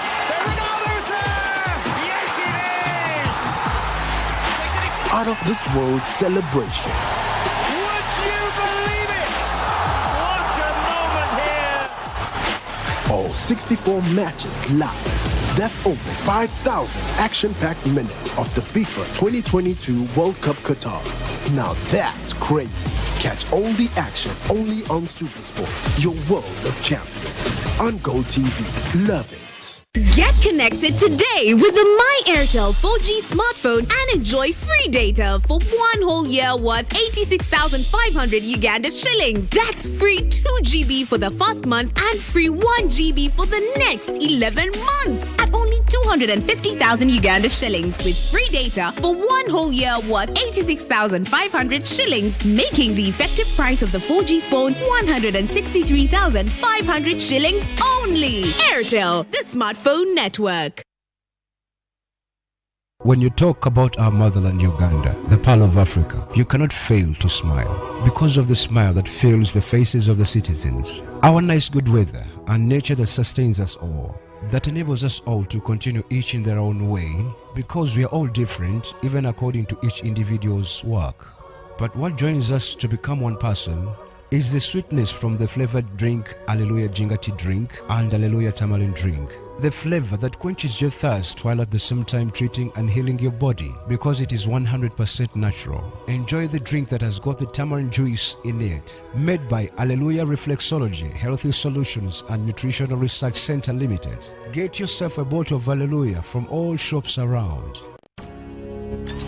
Buli munya-Uganda nayitinga amakuru marungi. UBC West eyina amakuru marungi kandi agali kwesigwa. Leero za program zaayo ziri omu Lunyakitara hamwe n'Olufumbira. UBC West eyina tekinologiya ey'omulembe eri kugibaasisa kuhika omu bicweka byona omu ihanga nangu n'aheeru y'eihanga. Tukwatire aha frequencies ezi. Kisoro chenda na mushanju katonyeze mushanju fama. Kabari chenda neshatu katonyeze mushanju fama. Hoima chenda na mwenda katonyeze mwe fama. Kampala igane itano katonyeze mushanju fama. Mbarara chenda na mushanju katonyeze ina fama. Footpoto chenda na.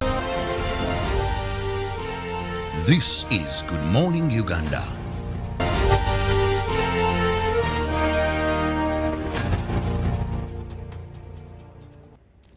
Good morning once again. Thank you so much for keeping with us here on UBC TV. It is good weather outside, I must say. Yes, contrary to what we had yesterday, where it was rainy and a bit cold. Here in Kampala, looking outside my studios, I see the sun is out. So rainfall as an excuse is something you should not rely on. So make sure you're at your workstation on time. And of course, the good thing is you can view us wherever you are, at the comfort of your home, when you're driving, in case you're being driven, because we don't advise driving while watching. It is a very interesting show. We don't want accidents. But we are streaming live on YouTube, so you can still follow wherever you are in any part of this world. It is Good Morning Uganda agenda. I'm Robert Kirabo, and today we are going to be discussing a very interesting topic. We are into politics this morning, and that is nominations for Omoro County constituency by-elections, that is in Parliament for this constituency. Now in Uganda, we only have by-elections through a court ruling. That is when one sues the other, maybe there are a number of issues, and court rules and declares that seat vacant. Or when someone dies, like it was for the Omoro County, or when a member of Parliament resigns. Now, many Ugandans may wonder, do we have members of Parliament who have ever resigned? Yes. Honorable Winnie Byanyima resigned when she got a job somewhere else. Honorable Betty Bigombe once resigned as a member of Parliament. The list is endless. We have had about 3, 4, 5 that have resigned for better, greener pastures. And what happens when they resign? That seat comes vacant, and the Electoral Commission is mandated by law and given a specific timeline through to which that seat must be filled through an elective process. And that is what we call a by-election. Now, joining me on set this morning is the mouthpiece or the spokesperson of the Electoral Commission, Paul Bukenya. Ndugu, you're most welcome. Thank you, and good morning to our viewers, and thank you for that wonderful, voter education piece. Yeah, you got it well. That's a by-election occurs or is held when there is a vacancy as a result of one of those. So thank you for the voter education. Well, Paul, we know that you're given a spirited time yes. for Member of Parliament. Yes, please. And you have to fill this position. But let's first look at, many times I've seen the Electoral Commission having budgetary issues. When you talk of a by-election, we don't know who will resign, we don't know who will die, we don't know who court will pull out. Where does this money come from? Yeah, a by-election, like you mentioned, and like I just emphasized, is held to fill an elective position that has fallen vacant as a result of either the elected member of parliament, in this case, member of parliament having either resigned, like you mentioned, there's a time we had some people resigning in some of the parliaments we've had before. Honorable Kajeke resigned and we had to go to Mbale to have a by-election, or a result of death, and like now we have the case of the death of the former Speaker of Parliament, or a resignation, or a court ruling. Court can set aside a result of the election and then we have to go and organize a by-election. Now what happens is that as the Electoral Commission plans and budgets for a financial year, for every given financial year, we budget for by-elections. Because a by-election can come, like you mentioned. So in our budgetary provisions, there is always an amount of money that is set aside for by-elections.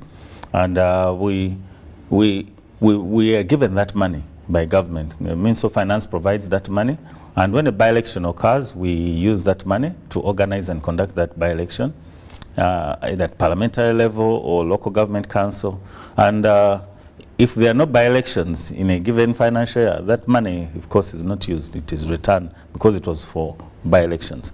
So we do have the money for organizing and conducting this by-election because we plan and we estimate, we do an estimate. We say that maybe in a given year we may have 10 by-elections, and we budget for that. And we put there an amount that we may need to have at least 2 billion shillings set aside. And when that money is provided, it is exclusively for by-elections. If they don't happen, if you have one, you use what is required for that one and leave the balance there. If you have more than that, then you go back to government and you say, we would like to get money to organize a by-election. Yeah. Now we are looking at Omoro, that is by-election, but just to inform our viewers, it's not only Omoro that it's going to be filled. We have, that is Acheti Town Council. There is a vacant position there. We also have, that is Lalogi, or Kakwaya Electoral Area, for Lacheti, that is an older person. That is going to be filled. During this exercise, we're also going to fill vacancies at local government council level, like you said. So use this opportunity to fill up any vacancies that exist within that particular electoral area. So in Omoro County, we have a vacancy for district woman council representing Larogi, Lakwaya electoral area, and then councillor for older persons for Achet Town Council. So during this exercise that's coming up, we're going to nominate candidates for both the parliamentary and then those 2 local government vacancies. Let's look at the big, that is the parliamentary election. We know for any election there is a process. Sure. You have to update the voters register. It has to be displayed before we get to today's activity, which is nomination. How successful have these been? Yeah, we rolled out the electoral program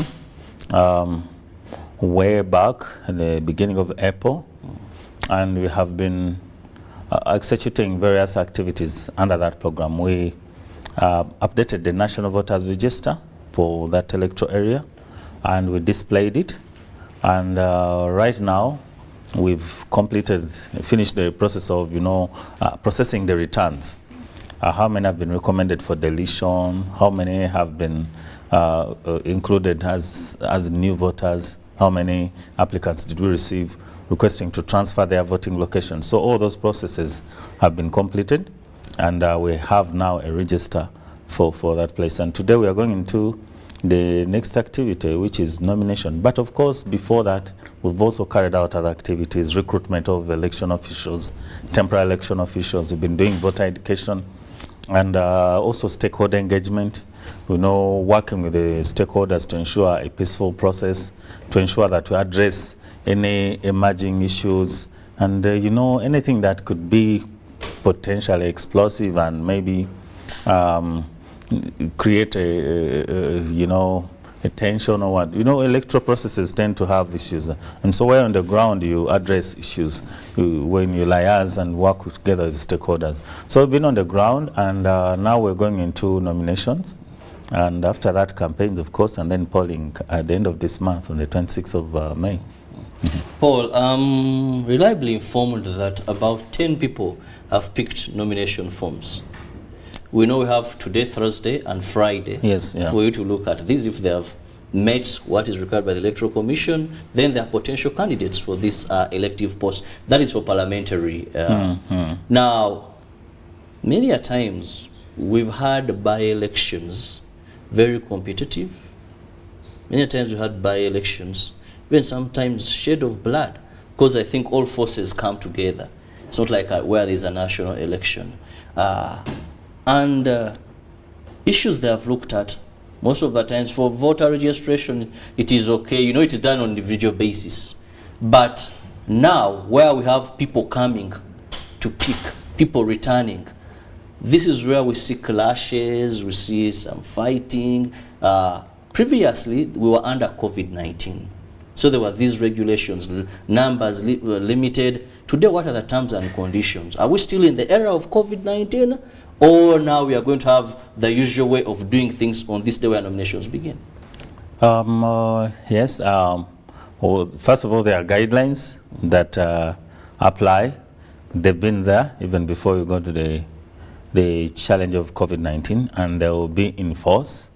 And we've made that clear to all aspiring candidates, which is why we started off the program with engaging stakeholders, having meetings and talking about how everything will be done, and asking them to, reminding them of their duties and responsibilities as well as their rights, of course. So I think in this case, we're going to be enforcing the guidelines for conduct of, first of all, nominations, and then afterwards, when we have concluded nominations, the campaigns. So, so for this part, for the nominations, what are the do's and don'ts? So we've used the guidelines that incorporate measures to prevent the spread of COVID-19, because we still have a challenge of COVID-19. It's still there.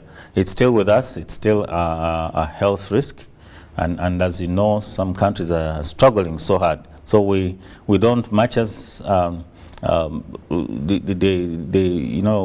positivity rates tests have gone down, but we still have, the ministry still encourages us to observe standard operating procedures. So for purposes of nominations, we're going to insist on compliance with our guidelines, which require aspiring candidates to move in smaller numbers. We do not allow convoys.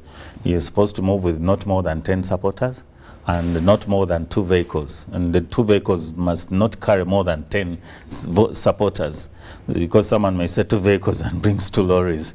And when you add up, you have 500 people. So we are enforcing that. But also we are saying that come with your mask. You still have a responsibility to come in with your mask. And then, of course, we do not allow convoys. Like I said, we have also encouraged the candidates aspiring candidates to book. Like you mentioned, for parliamentary, 10 persons already picked nomination forms expressing interest. We do not know how many will return them. But those who satisfy the requirements for nomination and return them, we will handle them. And we indicated that you need to book. You need to say, I will come in at this time. But we also guided that prepare your papers and submit them even in advance, so that on nomination day like today, you can just walk in and it takes you just a few minutes to go through the process. So we are enforcing the guidelines and also enforcing the COVID-19 regulations, which are still in place, as well as traffic laws and all that, because it is still a working day. There are so many other things that will be going on within that area, and we don't want nominations to bring the district to a standstill. Yeah. What is the population? How many registered voters do you have for this area? Because when we talk about 10 people coming for nomination, if all actually have to return forms, we also look at the available voters, because by-elections usually are very interesting, very hot indeed. So what are we targeting here? Yeah, the parliamentary, to take you back to 10 against the number, when we announce that there is a by-election and open up, invite us interested candidates or political parties to present candidates, they can be as many as those who aspire.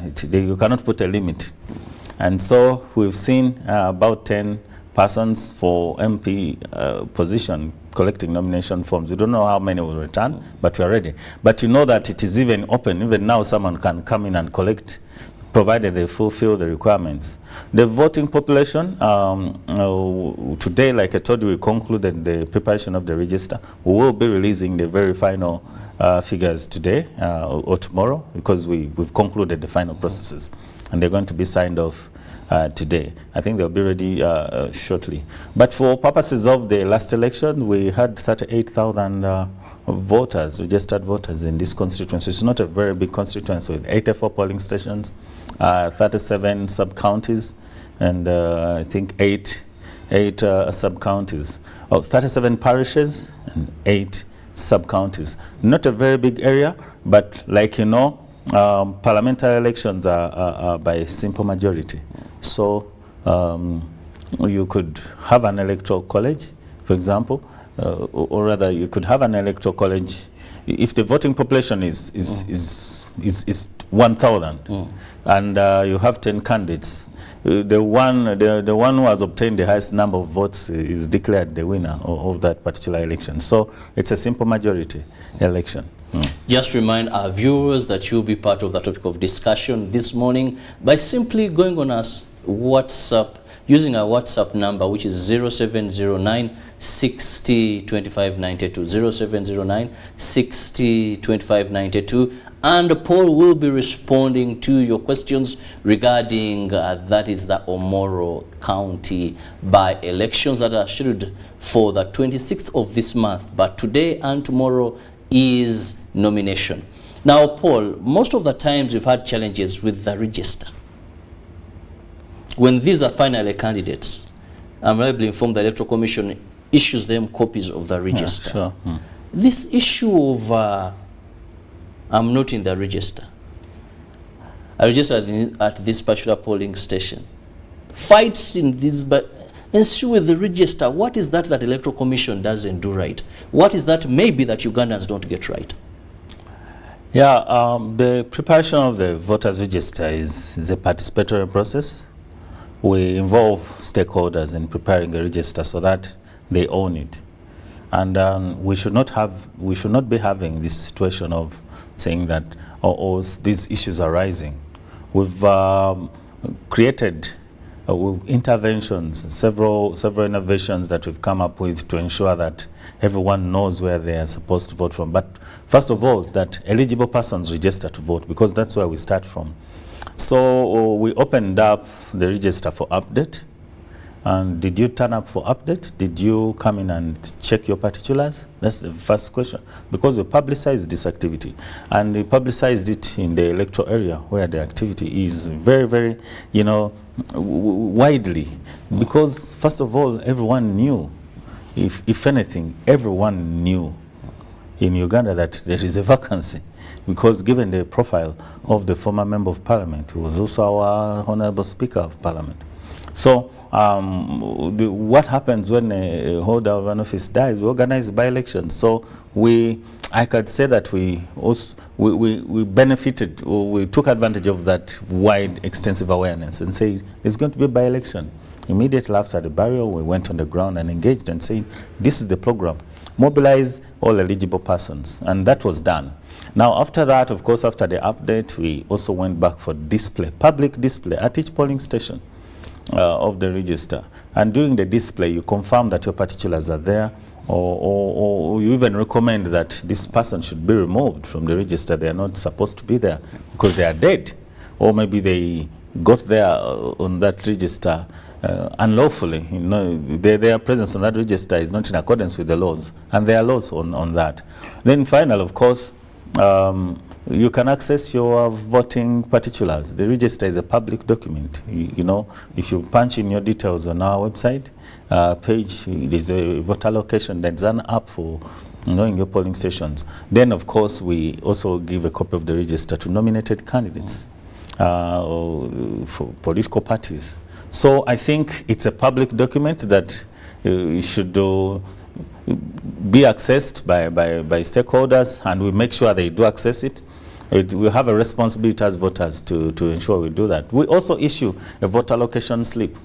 And sometimes people don't come up for their voter location slips.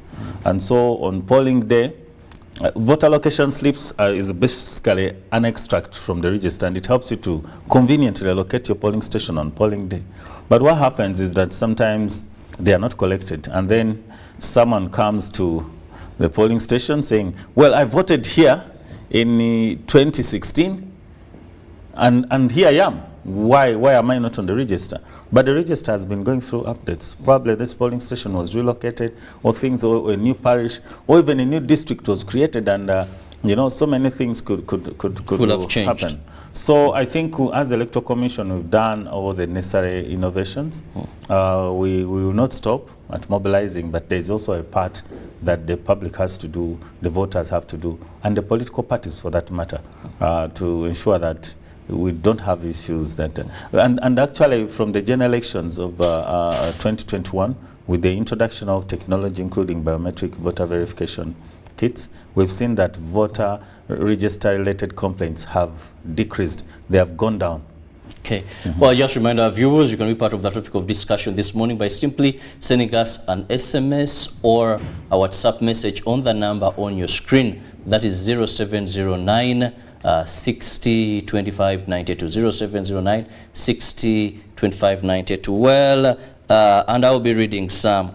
Tugume Alvin, thank you so much for watching and of course appreciating the show. Thank you very much. Then I am Andrew Vule Kizito from Kabong Town. As I'm seeing as if the above may repeat, what happened in 2001 may happen again. Paul, 2001, this constituency had issues. Then there was a bit of allegations that came out indicating that maybe security issues were not handled very well. I know you're not part of the security, but the Electoral Commission also security is a priority when you're organizing an election. If you look at the odds now, what is being done to avoid, first and foremost, issues where the outcomes could be contested, but also to ensure that we have a peaceful election? Yeah, I may not recall exactly 2001, and because I don't have a reference to that, but this is 2022, and we're organizing elections, and by-elections for that matter, and we've engaged to make sure that any unique challenges that exist on the ground are addressed, so that we do not have issues escalating to, crisis level, even clashes and all that. We've done that. And so far, I think the processes have all gone well. We're working closely with security, of course. Security is part of the electoral process. We have to make sure that elections take place in a secure environment. That is even in accordance with the law. A peaceful environment must exist for our credible elections to take place. So we're engaging with stakeholders.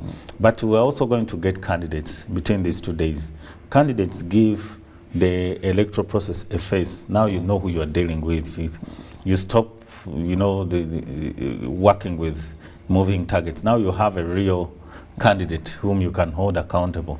And when that happens, we engage them, we do a campaign program which we harmonize, work out together, and commit to observe the guidelines. And I think let's not speculate in the direction that we are heading for the worst. No, I think we've engaged the people of Omoro.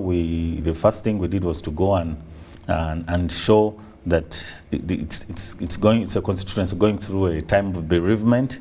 There was a death of a beloved member of parliament, and we appealed from the day one that let's ensure that we respect the legacy, and we also, because it's still a period of grieving and mourning in the family and in the community.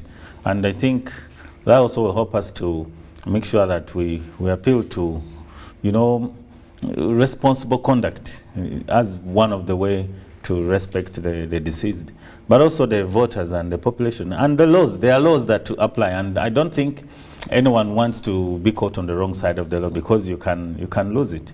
The result of the election can be challenged. Well, I feel there is also an additional message that is coming in, that is Andrew Vule.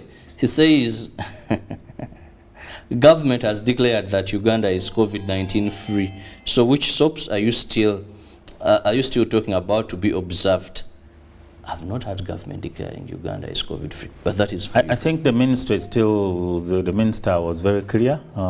We're still exercising all the caution, because we still have the challenge of COVID-19. I'm not the best person to talk about that, but I think we still have the SOPs in place. We still sanitize. We still, in our institutions, we still observe wearing of masks when we're in large crowds and all that. But it is also for your safety to still exercise caution, because it is still with us. To what extent can the Electoral Commission hold a candidate responsible of acts that contravene the electoral rules or campaign rules? Why am I asking this? In the recent elections, now that we are talking about issues of COVID-19, there were what people viewed as unfair or unbalanced treatment. That whereas some candidate would maybe have a blast, or for nomination come with buses and all that, the other would be deprived of the same. And remember, they came to the Electoral Commission seeking justice. That if it is all of us, 2 cars, minimum 10 people, that is what it should be. But it seemed like the Electoral Commission, either their hands were tied, it was always, this is a security issue. So there was that bouncing here and there, no clear direction of who to hold or who to tame these candidates. Where is your mandate? Where is your power? I think if you're talking particularly about nominations, because that's why we talked about the two vehicles and all that, there was largely compliance with that.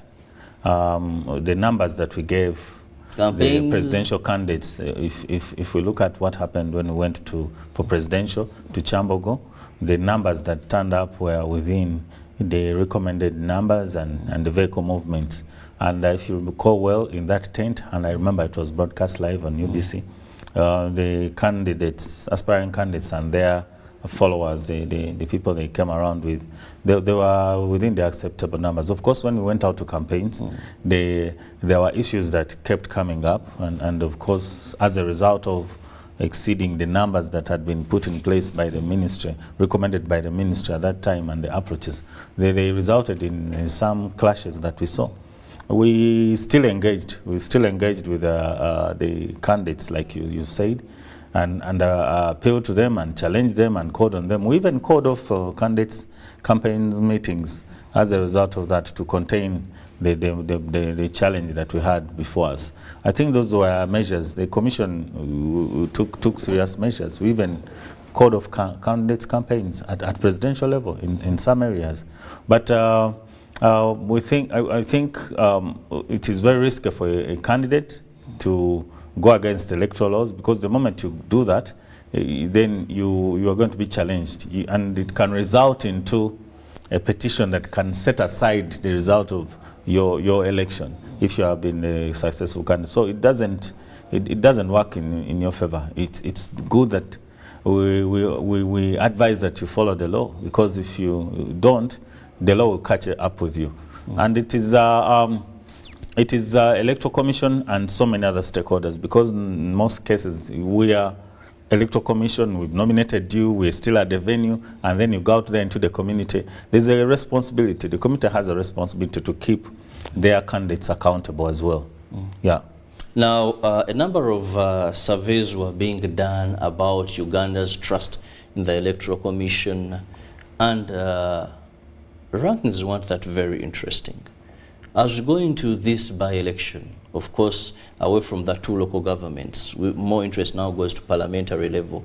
What assurance do Ugandans have that the commission, not only for the by-election, that the commission is for them, you're non-partisan, and the outcomes should be accepted by all, basing on how these elections have been?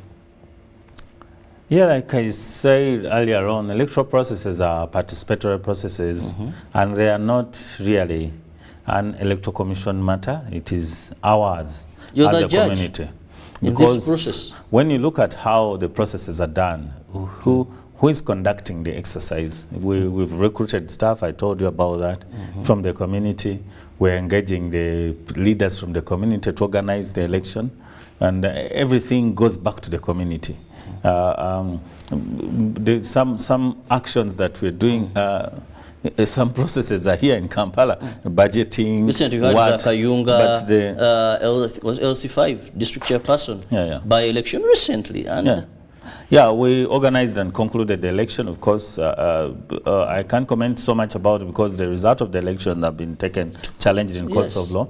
But what I want to tell the public is that let's trust ourselves, because eventually it comes back to them. These are the people that we are working with. They are in the community. They are the very people who are actually organizing the election. So, but Ugandans do trust the Electoral Commission. Ugandans have trusted electoral processes, and they participate in the electoral processes. So I find it, hard to understand when someone says we don't trust the Electoral Commission, and then the same people are participating in the electoral processes. So I think what we need to do is to work together to increase trust between ourselves and all that. If we work on suspecting each other, it doesn't take us anywhere. But like I said, and I want to emphasize it, the electoral processes are actually conducted by the very people. Because we work with communities, we are not taking a team from Kampala. The Kampala people are not the voters. They are not going to be the ones to, the presiding officers are from that place. All the election officials, everything is done in the community. You supervise, you coordinate, and you do some other, work as per our mandate. Message coming in, good morning, thanks for the show. Security at polling stations around the polling stations should be a priority. Akena Walter Apire from Kitigum. Well, thank you so much, Akena. Then we have John, this is Mayanja John Bosco, Kazo Angola Kawempe, are requesting the EC this time to organize a very peaceful by-election. Then thanks, please give us your name. Thanks for the program. Thank you for watching, but please indicate your name so that we know who we are communicating to. Security around the polling, of course, that is a bit with police and polling constable, but of course a comment from you. The law, as I mentioned earlier on, prescribes that we should ensure that peaceful conditions exist in order for us to organize elections. And that's why security is very key during elections. People want to feel secure when they leave their homes and come to the polling station. And they also want to feel secure when they leave the polling stations to go back home after voting. And for that matter, at polling stations, by law, we put there polling constables who are not armed. They're not supposed to be armed, because arming a security person at polling stations can be intimidating, and so many other issues can come as a result of that. Security has its clear mandate and role during electoral processes, because during electoral processes, there is need to maintain law and order. So the streets need to be kept, secure. The communities need to be kept secure. And also security officers are citizens who are also voters. So our role as Electoral Commission is to work with the Uganda Police, which is the lead agency, to make sure that they detect and prevent any issues that may disrupt electoral processes. Because electoral processes can be so exciting. And in the process, some people can conduct themselves in a manner that is disruptive or even destructive, because we've seen that. So I think police is doing that job, their job. And as Electoral Commission at the polling station, we deploy a polling constable who is not armed. It's not supposed to have a gun. And those are the ones who help us with the order at the polling station. And the other security functions support from outside the polling station within their areas. The issues of security are complicated. When there is heavy deployment, people will tell you, situation is hard in Omoro. Have you seen these and these? Ugandans know a number of security vehicles, terms and names that you can't imagine, all deployed in such a situation, and some call this intimidative. But it's also very interesting, because sometimes when we've had a very tense situations and security deploys, then the same people come in and say, we felt secure because the situation was peaceful. So why would you fear security if you don't have ill intentions? Otherwise, when you find security personnel patrolling the street, you go on with your work, it is still secure, and you can perform your duties, including voting. Very interesting. Now there is a message, I think, that what I mentioned earlier. Someone says, he's not given me a name, he says, as long as government influence still overrides electoral processes, all is still hypocritical. Ben Kotido actually have the name. I don't know. He believes that maybe you're not independent as long as you claim to be. Ben is entitled definitely to his opinion, but I think he's misleading. He's misleading, and to continue to, put out that message, it weakens the electoral processes. It frustrates voter education. It takes away your power, Ben. So I think you need to come out and exercise your right and vote, and know that I've voted, and I've voted with a clear conscience and a free mind, and your vote will be counted. So I think you need to I don't know how to describe it, but that school of thought, that mindset is holding us back as the electorate, and that's why our voter education intends to, or targets to free the minds of Ugandans. They think we are not independent. When you walk around saying I'm not independent, then you will not progress. But our electoral processes have shown that Ugandans have exercised their rights freely, and they have elected representatives from all circles. What you would call, because for us as Electoral Commission, we have candidates. But of course, when they come out after results, that's when you start saying that this one is opposition, this one is government, or what. But for us as Electoral Commission, they are candidates. They are candidates, and so we see that we've nominated candidates from all shades of thought, political thought, and they've been elected in 2 levels of leadership. And the parliament is diverse. Local governments are diverse, and the communities are diverse, and so why do you take away their independence? I think they are independent, and as the Electoral Commission, we've also announced those winners. Otherwise, if that was not the case, we would see people with 99%, and there will be only one school of thought, or one shade of political thought, if that was the case. So I think that statement distracts. It is a distraction, and we want to encourage voters and the electorate to be confident that they can exercise their right freely and independently, and their vote will count. Very interesting. All is set for tomorrow by elections. Today is nomination, that is today Thursday, and tomorrow Friday nomination exercise. But Paul, just out of curiosity, why do we see that most of these announcements come in the wee hours of the night by the Electoral Commission? Yeah, the law gives us 48 hours within which to declare results of elections, all elections, even if it's a by-election or presidential, parliamentary, local government. And so the processing of results is non-stop from the time that results start coming in.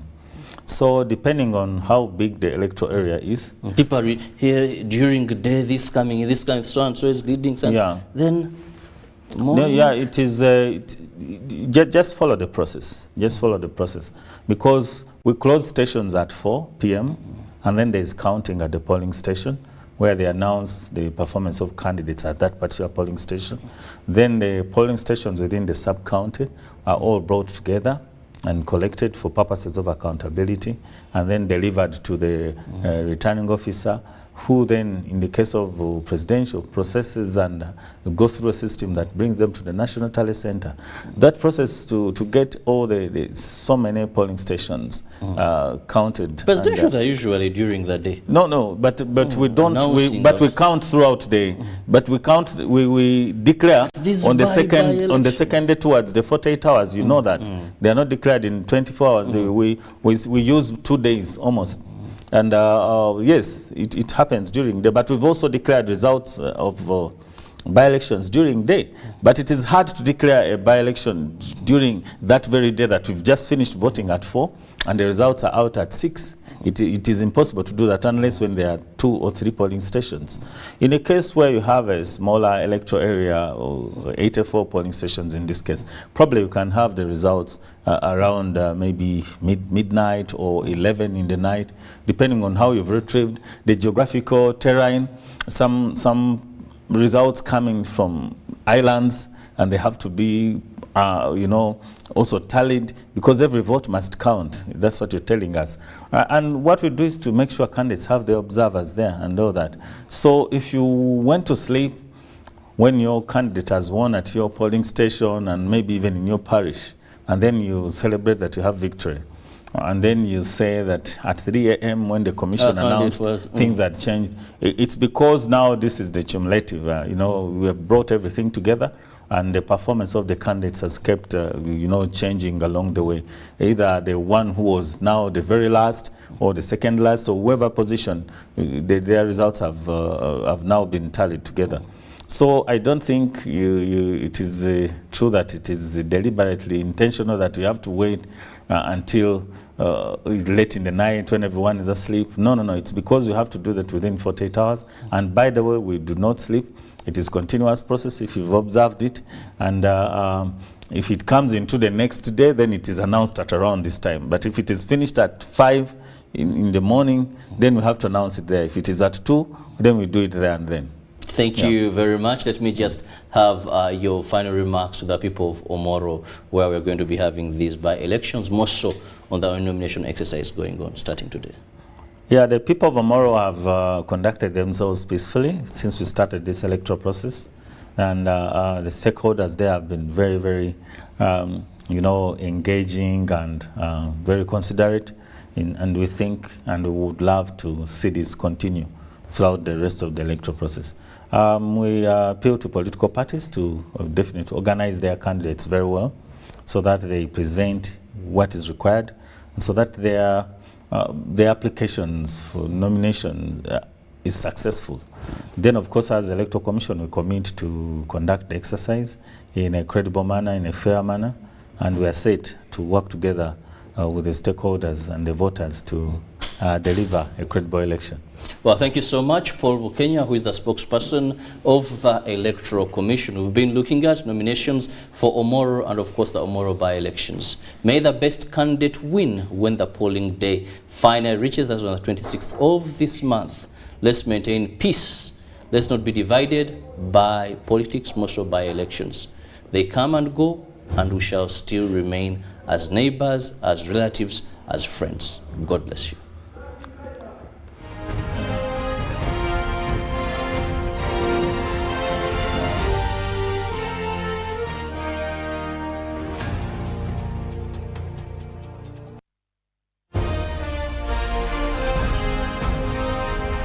Live from UBC Studios in Kampala. This is Good Morning Uganda. Get connected today with the My Airtel 4G smartphone and enjoy free data for 1 whole year worth 86,500 Uganda shillings. That's free 2 GB for the first month and free 1 GB for the next 11 months at only 250,000 Uganda shillings with free data for 1 whole year worth 86,500 shillings, making the effective price of the 4G phone 163,500 shillings only. Airtel, the smartphone network.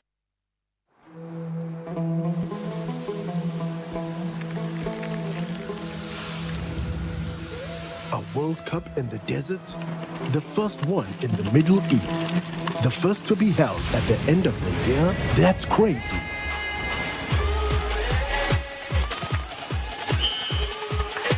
Get ready for spectacular moves. High-flying saves. Unbelievable goals.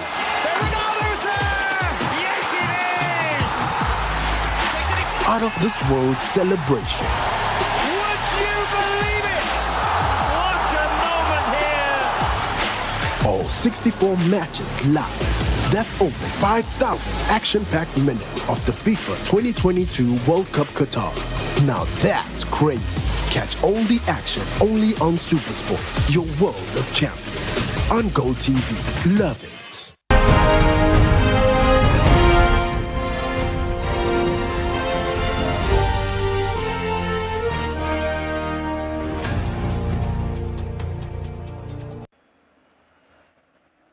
From UBC Studios in Kampala,